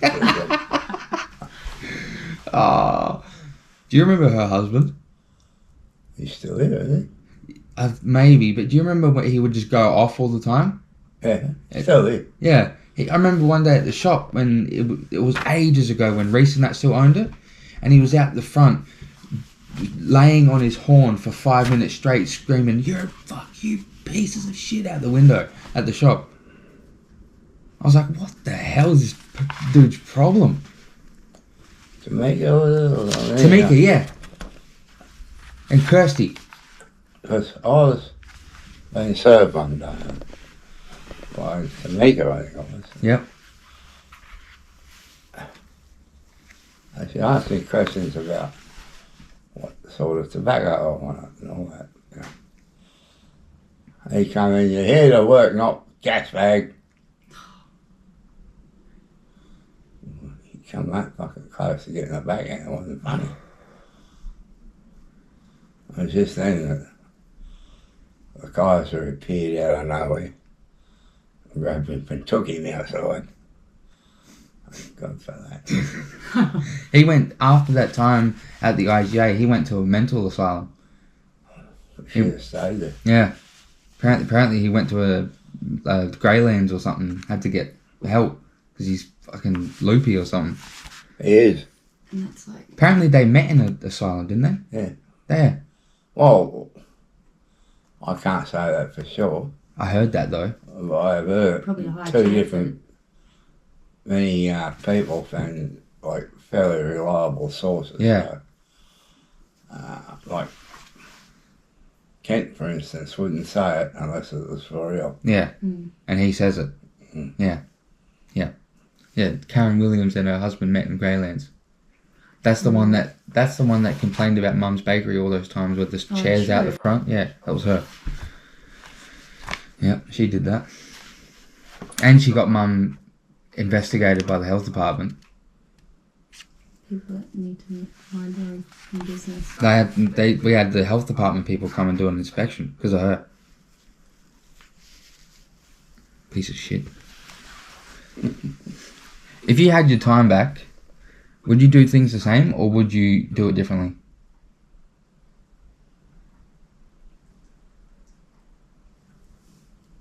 Oh, I'm still alive, so the same. Yeah. Yeah, that's a being philosophical. Yeah. I wouldn't change it. No. Well, simple reason. If you change one little iota, even so much as putting that dot on the eye, Yeah. it can change our whole world. It's butterfly effect. Yeah. Yeah. You just, you don't know. Yeah. So, I've had a pretty good life, so no, I wouldn't change anything. Right. Some of my life's been pretty torrid and whatever, heartbreaking and so on, but I've had my ups and downs along with everyone else. Yep. Yeah. Yeah. All the lessons you learnt were worth it. Well, some of them were. Some I didn't pay any attention to. Yeah. When you came back home, how was the reception when you got home? Very piss poor. Very piss poor, to say the least. I can throw in fucking fruit, balloons of paint, little pricks. I push up against the barrier, throw something, and you little bastard, you run home. They're off like a fighting rabbit through the fucking, everyone's legs behind them. And of course everyone in the front, oh, he's a monster. Yeah. You're going to come and kill us. We got no weapons. Yeah. Yeah. And they all try to run away. There must be about 100 of them Yeah. on one guy. Just treat him like he's a fucking banshee. Like he's gonna... That is horrible. I can't imagine ever feeling like that, like towards someone like you. It's not even in my thought process of how that could be possible. I mean, that's the type of person, you know, like this dog budging, draft dodging piece of shit.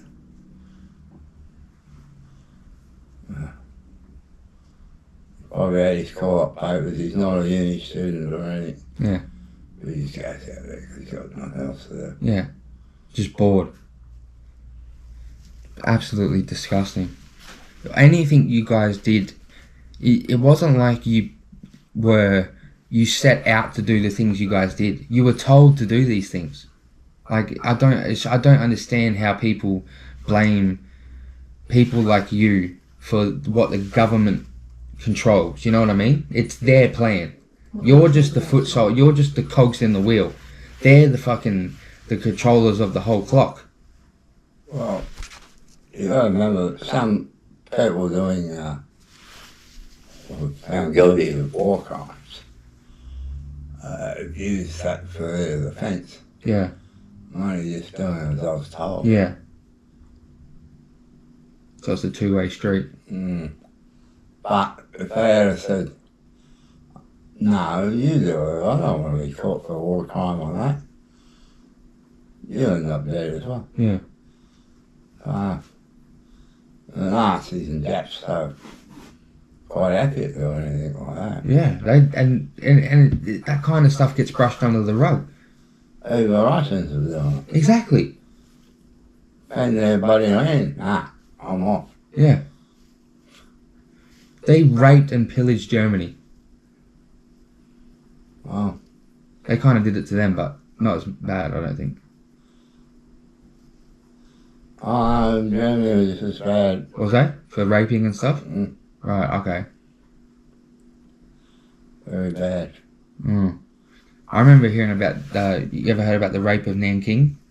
Yeah, I've never read about that. Right, it was in 1936, and they took the capital city of China, it was Nanking at the time, and they raped over 200,000 people. They killed over 400,000 in the space of 6 weeks. Who was that?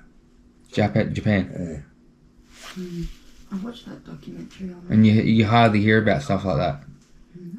Yet people like you are called baby killers and family enders and, you know, generation killers. It's like, shut your mouth. You don't know what you're talking about. Yeah, I'm very sorry about how you got treated, Russell. Oh yeah, for that. I feel terrible. You weren't there. I know, but It was your fault. it's I still feel terrible. You know, to this day, out of all those protesters and space buddy cadets and oxygen thieves, there's only one person who's ever come up and said sorry. That was in Perth, a woman, and she had a big cane basket full of rosemary cuttings, you know, a big sign. I was one of those ugly student protesters, and I'm now saying I am so sorry for my actions. So very, very sorry. So, one person. And he should have seen the line up with the diggers. Give a big hug. A big hug and a spray of rosemary. You just don't realise how powerful that was. Simple little message on a piece of cardboard.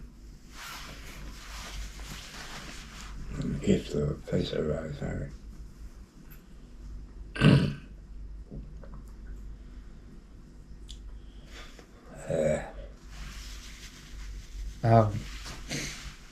That wasn't until 94, 95. 30 years later. It's fucking bullshit. How long did life take to feel anything close to normal again after?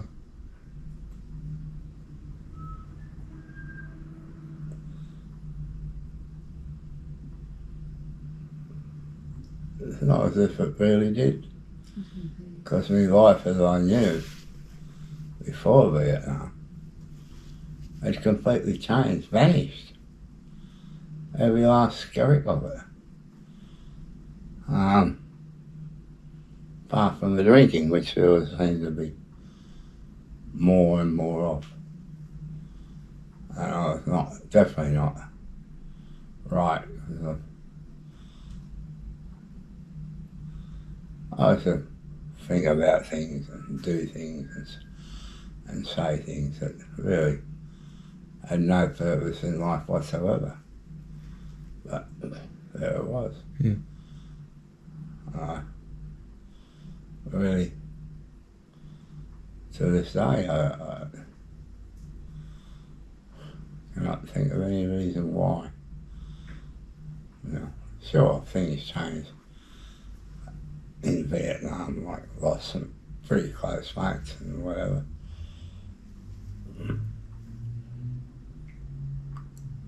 Nearly lost my own life. I was close that day. And you just don't know what's going to be around the corner. Yeah. Hey, you can only imagine what those poor bathers in the trenches must have been thinking. Eating their own shit. Literally. Because they had no food. Drinking their own urine.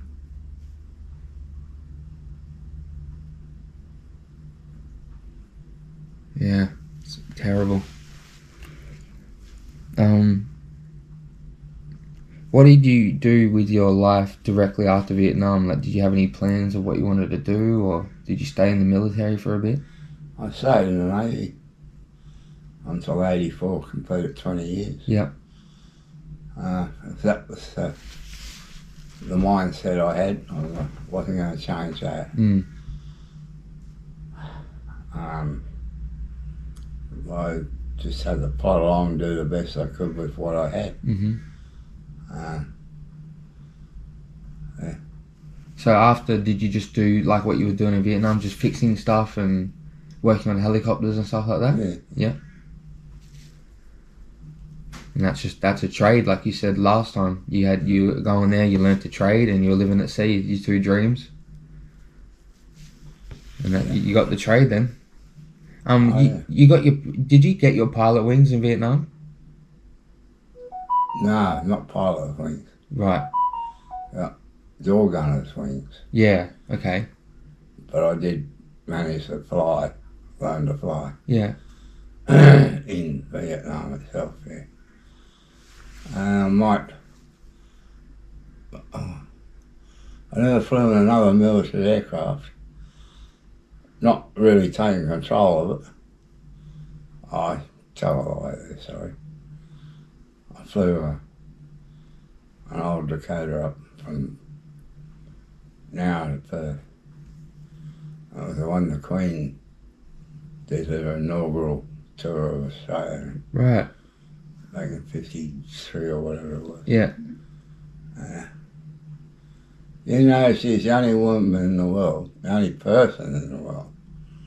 She goes to a venue and it's a brand new, don't you think, not just clean, brand new.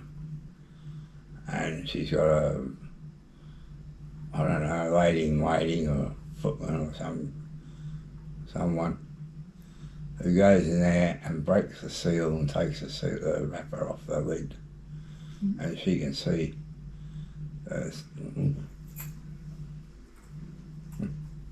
True story. Yeah. Was she worried about being poisoned and stuff? Oh, I don't know, they're probably just getting a scabby ass, huh? Right. Okay. I don't know. I can't believe she's still kicking. Oh, good luck to her. Yeah, I can't believe it. He's 90, what, 94? Yeah. 96. 96, I think. Yeah. 96. Well, Jimmy Jones' mum is 99. Really? Shit. Fucking hell. She'll get that letter next year. Well, she keeps saying, I'm going to outlive that bitch. Yep. Yep. I want that letter. They nothing to do with me or whatever they want. Yeah. What year did you meet your children's mother?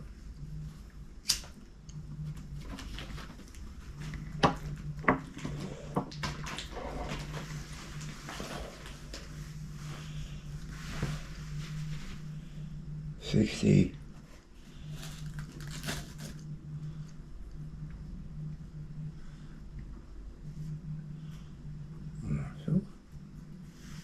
65, maybe 66 for the first one.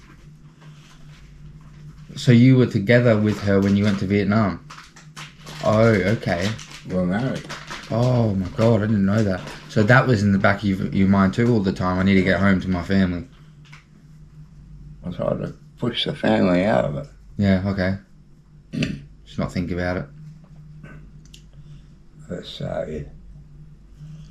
you can't do two things at once like that. Yeah. Because you become too in a doubly highly emotional state. Yeah.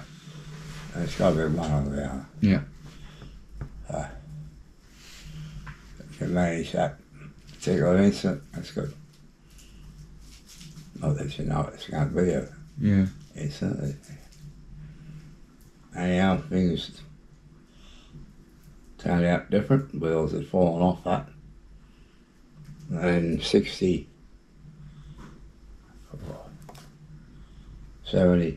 71. At 71 I met Anthea. Natalie's one. Yeah. And then the wheels fell off that. only because I like drinking, Yeah. PTSD. Yeah. And I just wouldn't go and get nothing done about it. Would you just were you an alcoholic at the time? Do you think? Mm. Yeah. That's what Nancy was saying. We need to get counselling. Yeah. I heard nothing wrong with me. Kept refusing.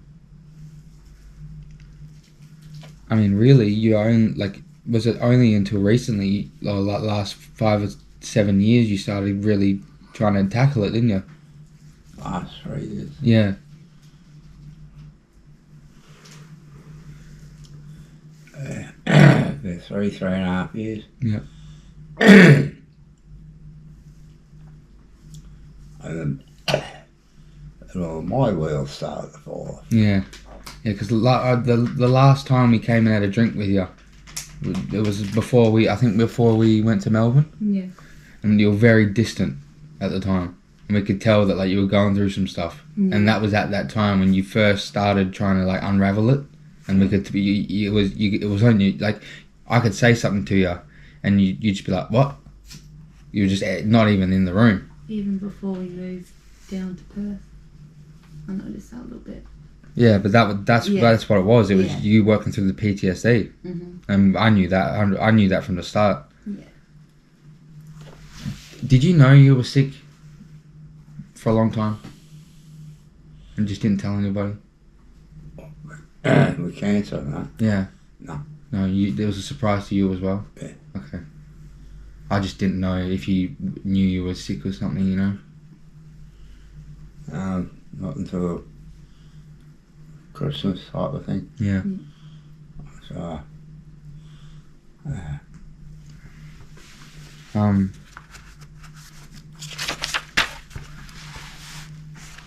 I know you started doing a few little criminal things after the war and that. A few little enterprises you had set up. cottage industries. Yeah, a few herbology. A few what's it called? Botanist. You're a botanist. At one stage, chemist Yeah. as well. Fucking hell. What was the main thing you did? Was it just like sell weed and? Was to grow it. Yeah. Both bush and hydro. Yeah. And at the same time, I was running 2 stills. For moonshine. Yeah. What alcohol were you making? 39-38%. What type was it? Whatever you want it, basically. Right, you could make bourbon and yeah. Fucking hell, that's wicked. I heard about that. Yeah, I think you still have a still, don't you? I've still got 1 still. Yeah, Yeah. a still for making alcohol. Fucking hell. Yeah. I'm learning more and more about you every day. And you had like a whole shed for your setup, didn't you? Your grow room. Oh, yeah. Yeah. The agricultural enterprise was very well set up. Yeah. Like a little kindergarten, Yeah. primary school, high school. Had them in all different stages. Yeah. About every 8 weeks I was harvesting. Mhm. And because of the way you had it set up, it was constant rotation, wasn't it? So you just every 8 weeks. Although the crop would still take 12 weeks to grow, Yeah. well, I'm overlapping. Yeah. So I like finish a crop, put another one in. Yep. It's overlap. And just, that makes it so every 8 weeks you have a harvest. That's good. Do you remember? Was there strains back then, or was it just you had seeds and you grow weed? Was there names for stuff? Oh, yeah, but not. Not like now. No. Right. Okay. It's pretty much mundane sort of stuff. Yeah. We found a good one, we have stuck to it. Yeah. Until that strain become a bit weak. Yeah. Okay. So then you start hunting for another one. So over time, as you harvest, as you get seeds more and more down the line of that genome, you start to notice like it gets weaker every time you get a seed. Yeah, right. Well, it was either that or just getting used to that particular strain. I don't know. Yeah, that happens too. Yeah. You obviously weren't hard done for money after the war. Like, you obviously had a pretty steady income. Oh, from the Navy, Yeah. that's all I was getting money from. Yeah. What was the reason you started growing and selling weed and selling alcohol? Was that for money, or was it because you liked the thrill? I think it was more, I don't know about thrill, but certainly You enjoyed doing it was, I didn't mind doing it. Yeah. It wasn't necessarily for the money. Yeah. it. Gave you something else to do. Yeah, Yeah. getting me busy. Yeah. And it's sort of like you're cultivating like a crop of children pretty much at that point, isn't it? You treat them like your babies. Yeah, well, yeah, so like an agriculturist, you know, they try to, you know, develop a better strain of produce. Yeah. That's where the biochemist type of thing came in. Yeah.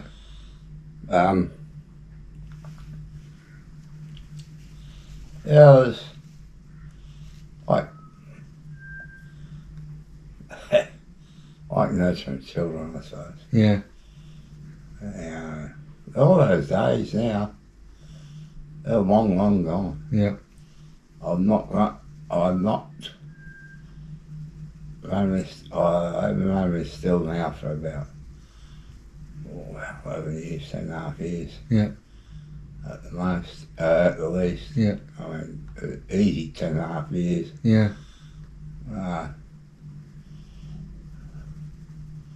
I've had 2 goes at growing crops, but it's just too fucking hard. Yeah. It's the environment around here. Yeah, I could make the right environment, but then it becomes purpose built, and people can see Yeah. what it is. Yeah. So they make it look. You can't just make it look like another plant in the garden. Nah, Yeah. it was not easy. Yeah. Yeah, it must be a lot easier fucking having a shed or something to grow it in, you know, so people can't see. You just go in there and there's your plants. How much money did you make?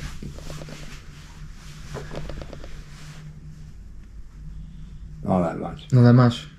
You just did it because you liked it. Yeah. Yeah, that's good. It's nice that's kind of like with Dad with shooting. A little bit, you know? It's kind of cathartic. Yeah. Yeah, pretty much like that. Yeah. Yeah.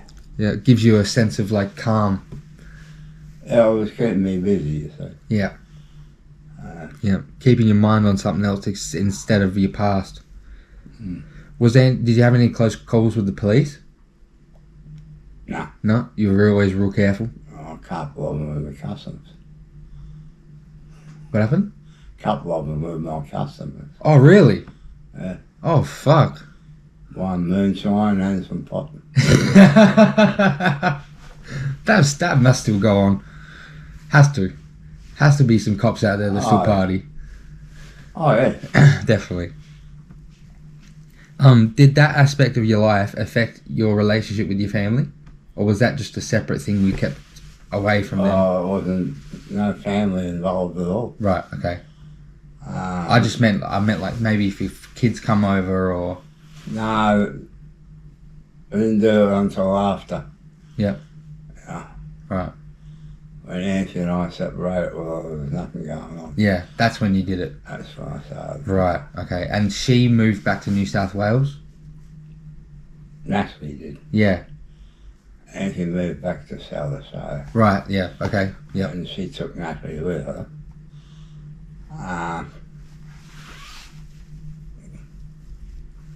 And when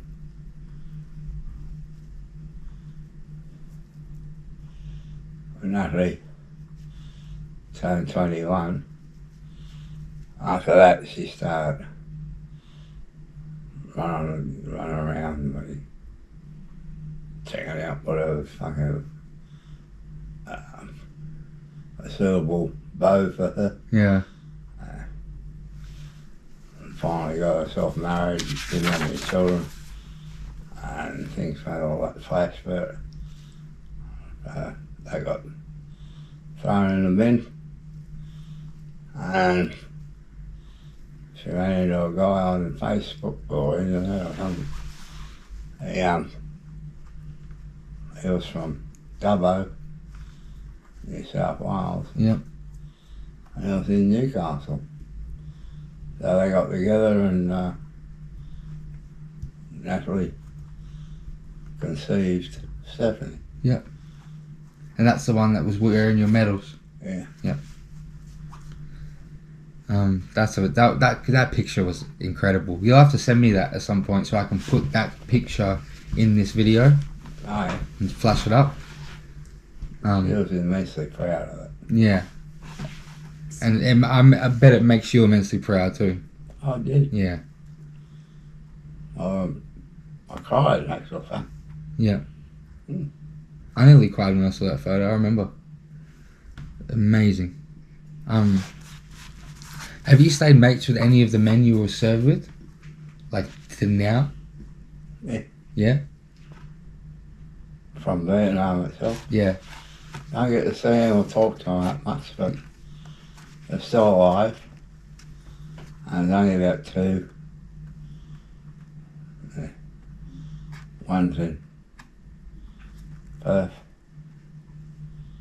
And the other one's over in a place called Old Bar in New South Wales. Yep. I've heard of that place. Have you ever caught anyone stealing valor? Once. Once? What was that? What did you do? Give him a flog and send him on his way. Yep. Who was he trying to impersonate? What unit? I can't remember now. One of the army units. Yeah. Trap him on a pretty easy question. Where did you live when you were in Vietnam? What do you mean? Where I live? Well, where were you billeted? Huh? I didn't know that. Well, where else? In the lines. Okay. Where did the SAS live? At Nui? Oh, they're at the date as well. Yeah, and where did they live at the date? In the lines like everyone else. Wrong. Yeah. Wrong answer. They didn't. They had a little posse. There was a hill in the middle. Yeah. It's called SAS Hill. And they lived on that hill. Built their own bunkers and everything. What was his, did his face change when he realised you caught him out? Like, oh shit. Like, oh, fuck. Was it a kind of moment like that? Yeah, he said, oh no. You caught me. I said, there's two right, I caught you. Took him outside, give him a hell of a fire. Yeah. Fuck, deserved it. I come back in and Jim Plurite, he was the publican licensee, and he thought, what the fuck was that? I said, at first thing I want to say is thank you all for not coming out. It was good. Kept it to yourselves. And Jim had an idea what was going on. So I told him now. He's good. Trying to steal your valor. Yeah.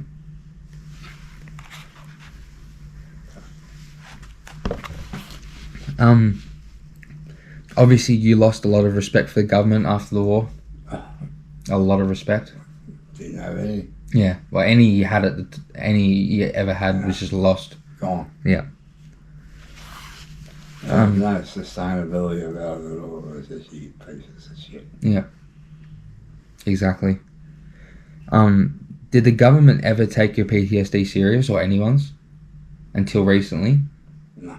Then yeah, never took it serious. Well, there's never really a name put on it until about 81, 82 or something. Wasn't it shell shock back in the day?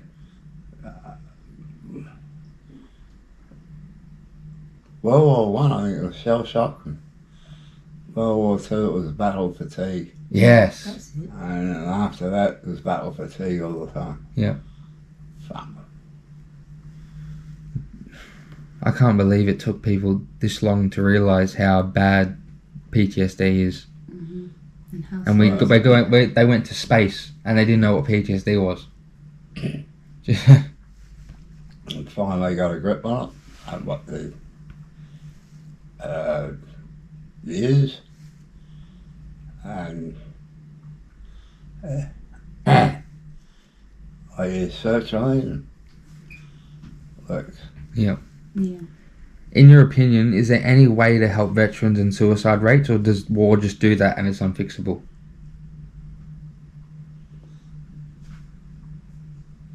It's not unfixable. Like I said, some searchlight, some counselling.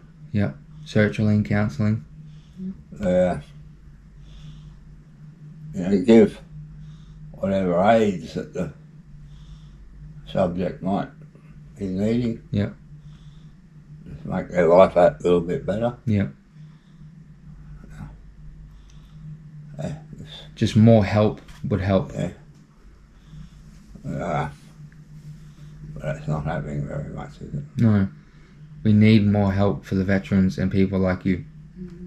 If anything comes from doing this whole thing, is hopefully this might spark some change in something. You don't know. You know Well, what I I hope so too. But you need a whole change around Yeah. at DVA. I mean, a complete cleaning up, Overhaul. new people in. Mm-hmm. It's going to be a bit rough and ready, a bit rocky at first. But it was like that in the beginning anyway. Yeah.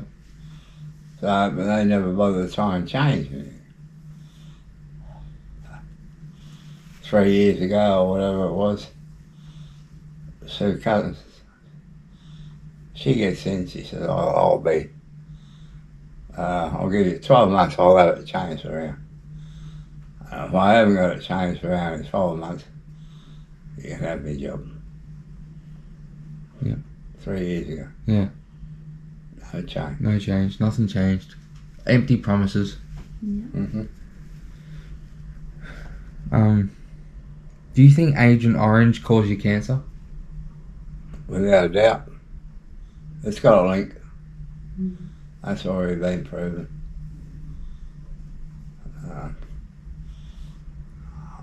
Agent Orange and prostate cancer. Hand in glove sort of thing. So the government killed you? Well, American government did. Yeah. Fucking. Ah. With our government sanction, of course. They give a fuck. That's unbelievable. I didn't know that prostate cancer was the main one that Orange hit. Oh, really? And I had no idea. Everyone that went to Vietnam, Yeah. Qantas pilots, air hostesses, entertainers, the whole lot. You're subject to Agent Orange. It's pesticide. I was going to say, and what exactly is that? It's pesticide? What's that shit? Wasn't it a pesticide? Yeah, it was a Yeah. pesticide, defoliant. TDT, a lot of Aborigines died from it Yeah. up in the bush. Because of the mosquitoes and stuff, eh? No, trying to get rid of this coffee plant that didn't wake up. Yeah, because if you had a drink of water, Yeah. it's in the water. It's in everything. Everything you eat, everything you touch. So then, Near. you have a shower, you're washing it. Yeah. Your body's covered.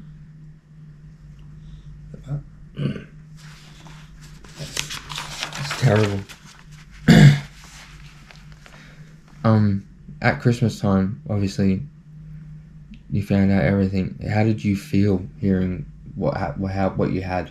What was your first reaction to hearing that you had cancer? Fuck. Just fuck. Yeah. Thank you very much. Thank you very much, Americans. Appreciate it. Yeah, I'm gonna get my head around this one. Still haven't got your head around it. I got my head around most of it. It's a lot there. So, Are you afraid of death? no, No. I wasn't afraid of nobody or anything. I was never frightened of that. Never ever.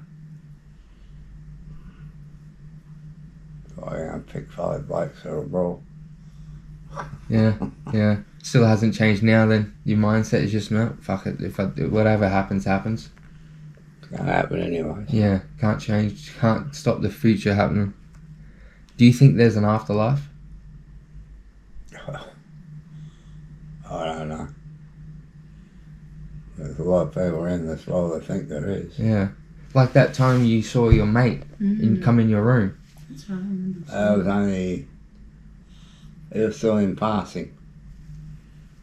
You know, it was only been there 2 or 3 days or something. Yeah, and he come and visit you. And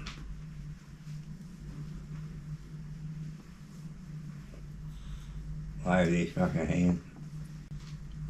Wristband far too big. But that was one of his trademarks. Fuck me. Isn't it? Yeah, that's amazing. Having an experience like that. Because your mind, you must have sat there and thought, I couldn't have made that up. Like, that had to have happened. Like, I can't make that shit up in my head.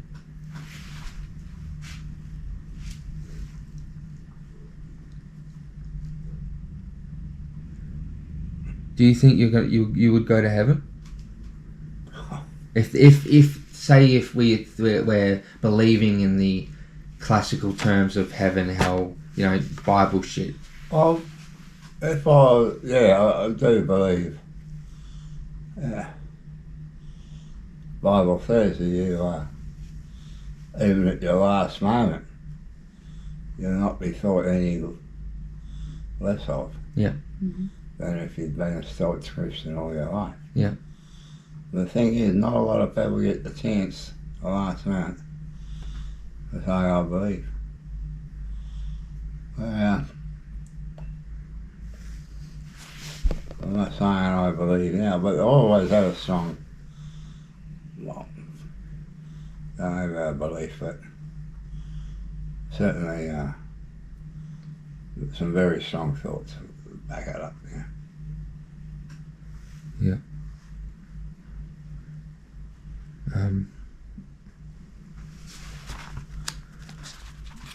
When the time does come, do you reckon you could contact me if it's possible? Thank you.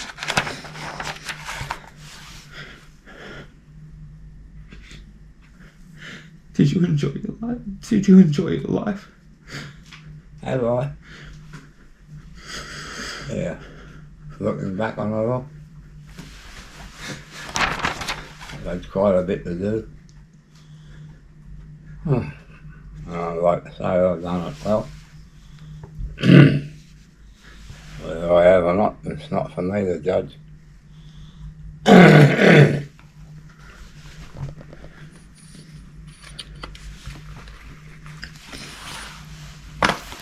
What do you think is your biggest accomplishment?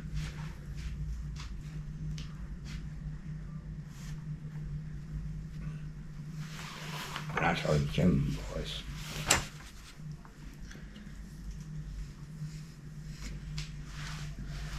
Good answer. She seems like a very nice lady. She's got all your qualities. That's the good qualities. It's good. Are you happy with the amount of time that you had? Or do you wish you had 10 more years? I'm sorry. I didn't get all that close in. I'm sorry.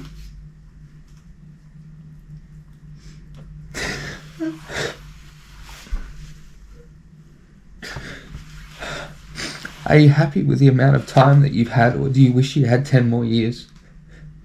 With Natalie. Just in general. Yeah, 10 more years would be nice.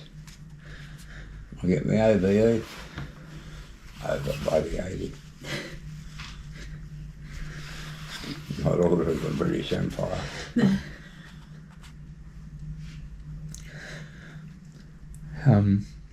Do you still hold any love for any of your ex-wives to this day? Or is that all gone in the past? Well, the first one was all gone, the second one, there's still a lot of admiration there for her. Yeah. I remember you saying she was a very nice woman. She is. Yeah.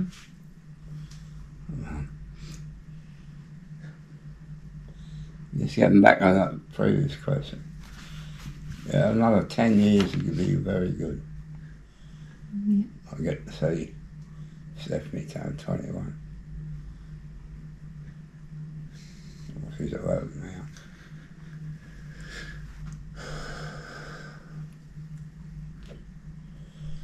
Hope he's a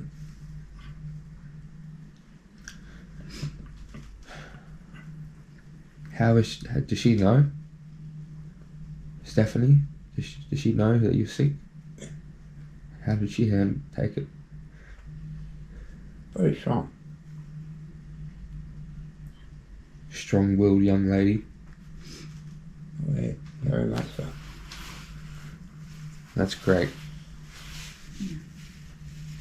Strong women are always a great thing. They're so valuable. She's very much like her mother. Yeah, that's obviously a good thing.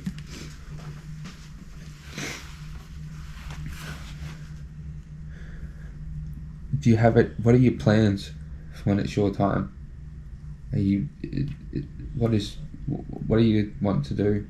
Are you buried or cremated or Very deep. buried here?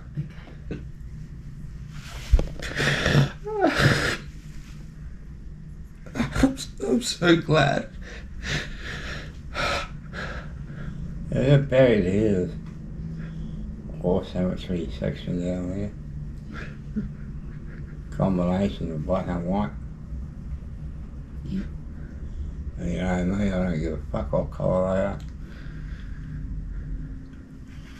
are. I served with black fellas, white fellas. So. And you served for everybody. Yeah. When you were over there, you weren't just serving for us white people. It was for everybody here.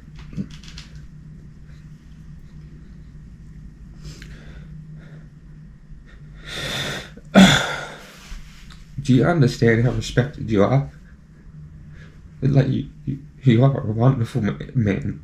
You're a wonderful man. You're so respected. Like, do you comprehend that at all? Around town. Yeah.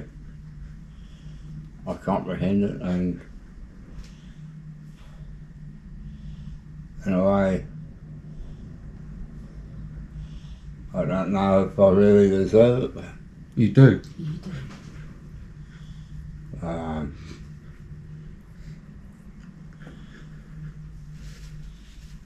yeah. You're one of the best men I've ever met. Yeah. If not the best. And I mean that. Never had a grandfather. And you became that. For me. And I so really appreciate that. I love you.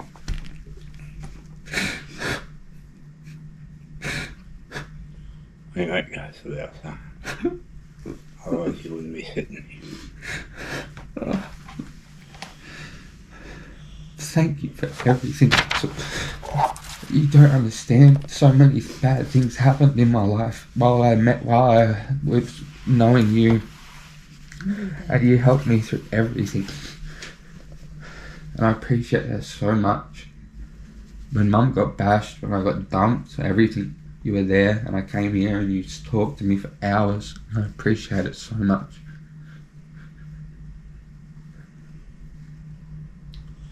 That's what it's all about. Bad times, good times. In the ear and the shoulder.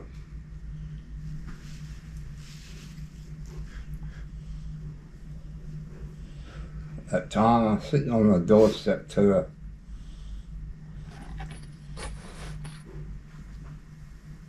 aircraft control thingy, and that Padre sat alongside of me. Could have been anyone, but you have no idea what you do. But you see how comforting that was.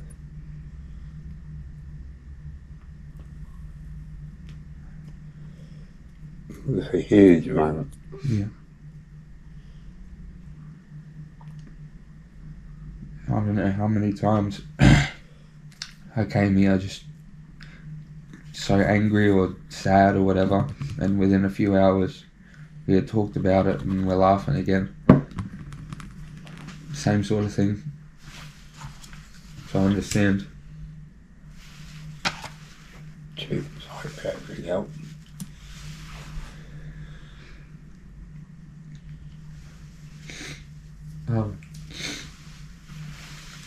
I ran out of questions.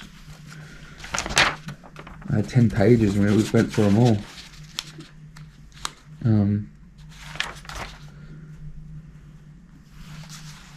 Is there anything you'd like to say that you want on record? Because this is your time. Anything you want to say now, anything. I don't give a shit what it is. Just you can say it. And I'm going to put it up.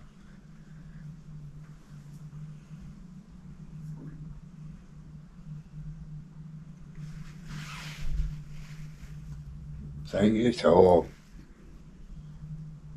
those that knew me and all those that I knew.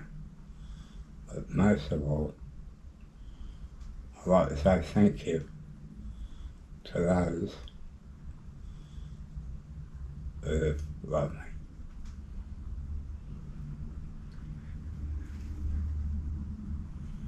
I think that covers it pretty much.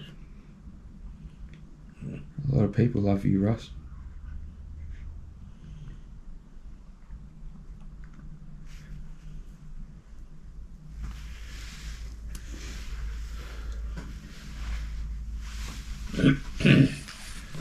Thank you so much for everything you did, for your service, for everything. I'm sorry you had to go through everything you did. Or for us, or for our freedoms. I'm sorry. And I hope in the next part of your life that you find some peace. Because you deserve it. Mm-hmm. And anyone I know who deserves peace, it's you. Because you've never had it.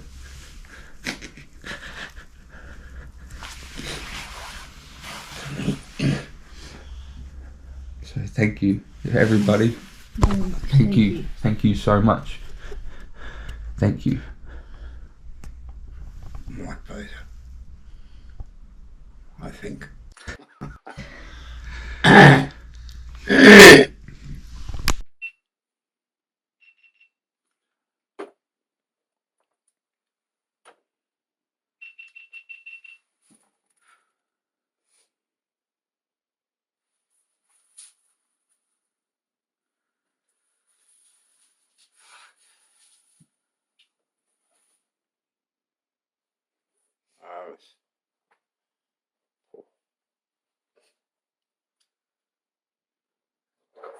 $10 for recording. I'm going to put the whole thing up.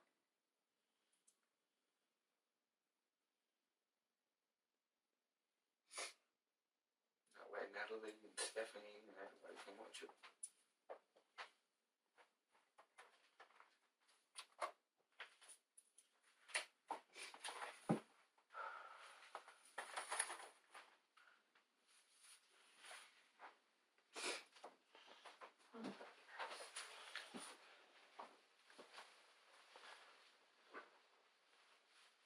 So proud.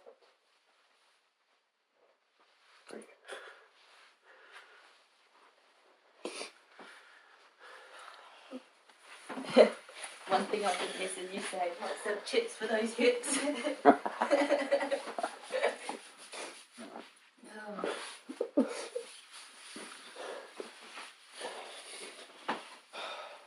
Thanks for doing this, Russ. I really appreciate it so much. You have no idea how much I appreciate it.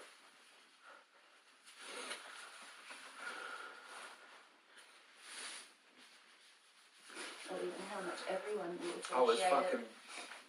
When I found out you were sick, Jade was saying it was worse than it was. Because she didn't really know a hell of a lot either. So she thought it was imminent that you were going to pass. I was at home bawling, just wishing that I got to do this. And I got to do it. Thank you very much for that. No, it's not a problem. I would do anything for you.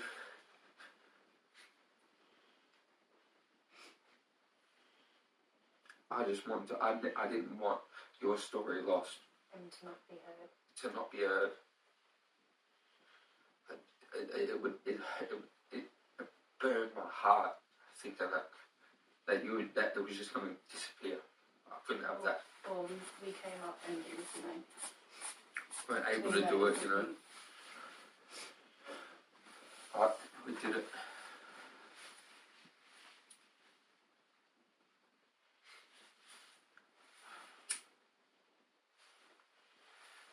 I'm sorry for making you emotional, Ross. Yeah. That's all right. If I didn't have that surgery, I would have been a mess from the first minute. Yeah. That's what surgery helps with. That's what I'm going to write a speech and put emphasis on. We need more help for veterans. We need we need more help. Like, I'm going to make that a point. I'm going to write a speech and just try and drive the point home that veterans need help. Well, when you write it, make sure Jackie Lambie gets a copy. Jackie Lambie? Senator from Tasmania.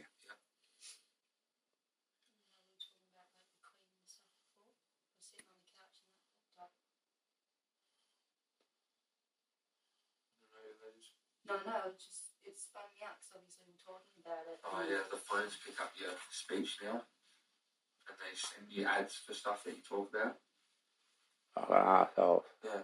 So if you were sitting here talking about camping chairs, you get ads for camping chairs in 20 minutes. Fuck off. Mm-hmm. And I just got a guy. We were talking about the Queen, and a thing popped up for the Queen on her phone notification. Bit creepy, isn't it? Very weird. It's not weird, it's fucking... That's an invasion of privacy. It is, to the max. Yeah. Like your phone in Melbourne started recording you. Yeah. Just randomly. I started talking about UFOs in Melbourne, and my phone started recording.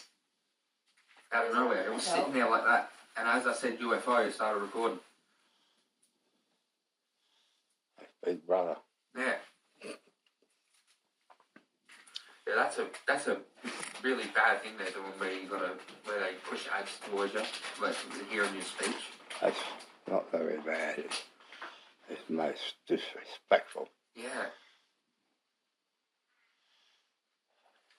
Yeah, it's just treating people like sheep that you're just trying to flog stuff at.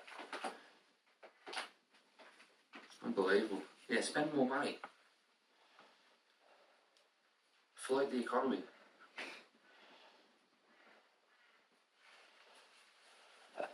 I bet that's one thing you're looking forward to not having to deal with in the next part is government bullshit, bureaucracy, red tape.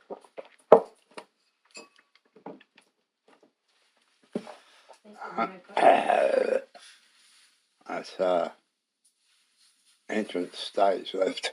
Naturally. Yep. That's what I was going to ask. Is there anything that I could maybe take a photo of? It's like I took a photo of the Navy hat so we could put it in the video. Do you have anything like sentimental? You want photos of? Yeah. Not really. You've got a couple. Yeah. I've got the ones of you with your medals on. I think I got a photo of your jacket and the medals. It's a bit blurry, but you still. I've got a good copy. Oh, yeah, that's right, you did too. Yeah, so there's no objects or nothing you want showing or anything. No. Not really. Oh, yeah. Tend to ditch most of that stuff. Yeah.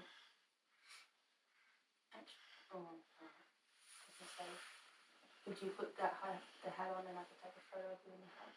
Yeah. Yeah?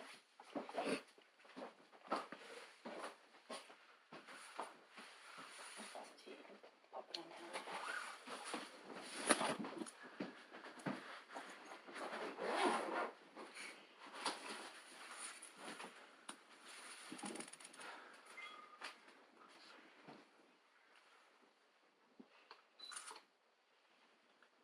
Take a normal one that way. Yeah.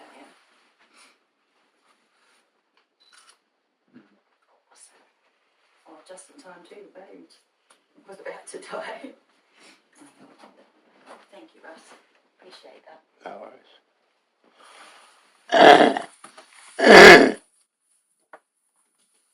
Were the questions okay? Yeah, so much of it, caucus. That one who asked you about the money, Yeah. I was shaking my head. Didn't want to talk about that. Oh. Yeah. So I eventually I said, not really. Even though you're passing, you don't want to talk about it? No? Big brother. Yeah. Yeah. Very true. Probably get a call tomorrow from the fucking RANHFV. RANHFV, That's ridiculous, isn't it? Big Brother's a piece of shit.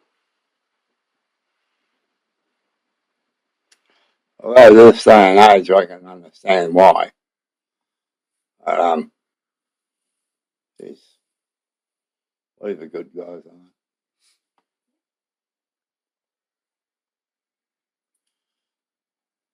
I don't know how that.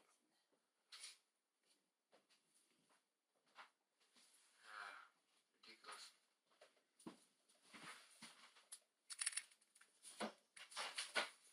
All for themselves, don't give a fuck about anyone. No. Yeah, sorry about asking that. I didn't know that was a touchy subject. I just thought I'd ask. I didn't realise. That's when I was trying to think of questions. I was just trying to think of stuff that was interesting and Even though I knew you were going to edit it out, yeah. Yeah. message is already gone.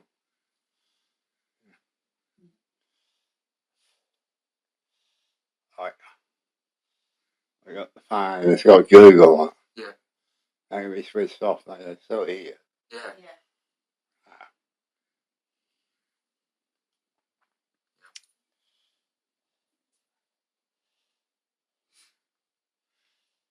You didn't do it for the money anyway. You like doing it, like you said. It's cathartic.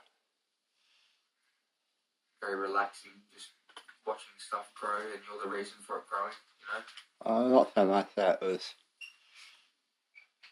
not the reason that it was growing. It was that makes me feel more like I'm God or something.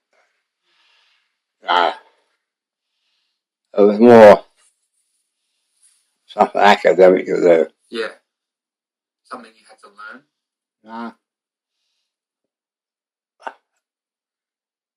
It's just academic. It's just go through the processes and You had to use your brain a bit. oh yeah, there was that involved as well, but the main thing was just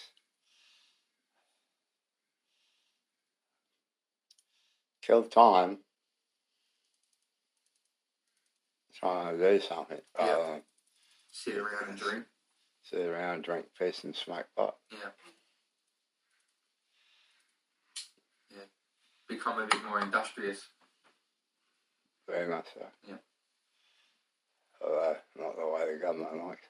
No, well, still, I mean, you know, who gives a fuck? Look in America now. All these states legalizing for recreation, all this shit, and it's like, how they're already talking about it gaining more popularity here. There was the 7 News thing about it. That there's a growing percentage of people that want it legalized. Oh yeah, the ACT just legalised it for a couple of years. Yeah. Scott Morrison didn't like the idea of Scott Morrison doesn't run the ACT. Yeah. Yep.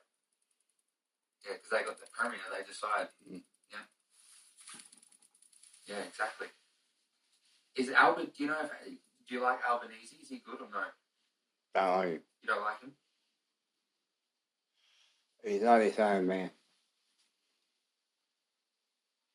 Definitely not his own man. Yeah. Okay. He's controlled by strings. Yeah. I don't think he'll be still there after Christmas. Really? Damn. That quick?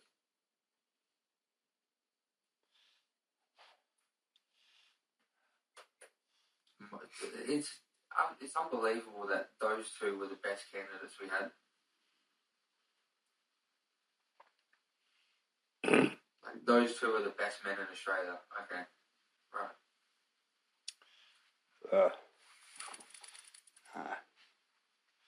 That's far better ones. Yeah. At the wrong time. Yeah. Mark McGowan. Mm-hmm. Premier. Could have made Buddy Prime Minister. Yep. For life. Mm-hmm. He's great. He's a very smart man. Yeah. Logical. He doesn't make decisions on emotion. No. It's very just, alright, this is the logical thing that we have to do. I didn't say that. He would say that himself. Yeah. And it even proves it when he locked the state down for all those months. Clive Palmer was trying to sue us, and he was waiting for everyone to be vaccinated. So then when it does come in, we're not all in hospital. It was very smart. There's only 180 people in hospital and 5,000 cases. But you look in other places and there's thousands of people in hospital when it first hit because no one was vaccinated and it was crushing people. Victoria, especially. Yeah. It is.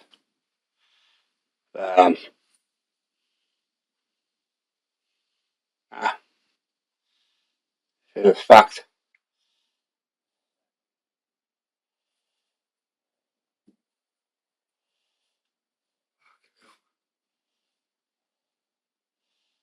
Yeah. Oh, you might as well turn that off. Oh, yeah.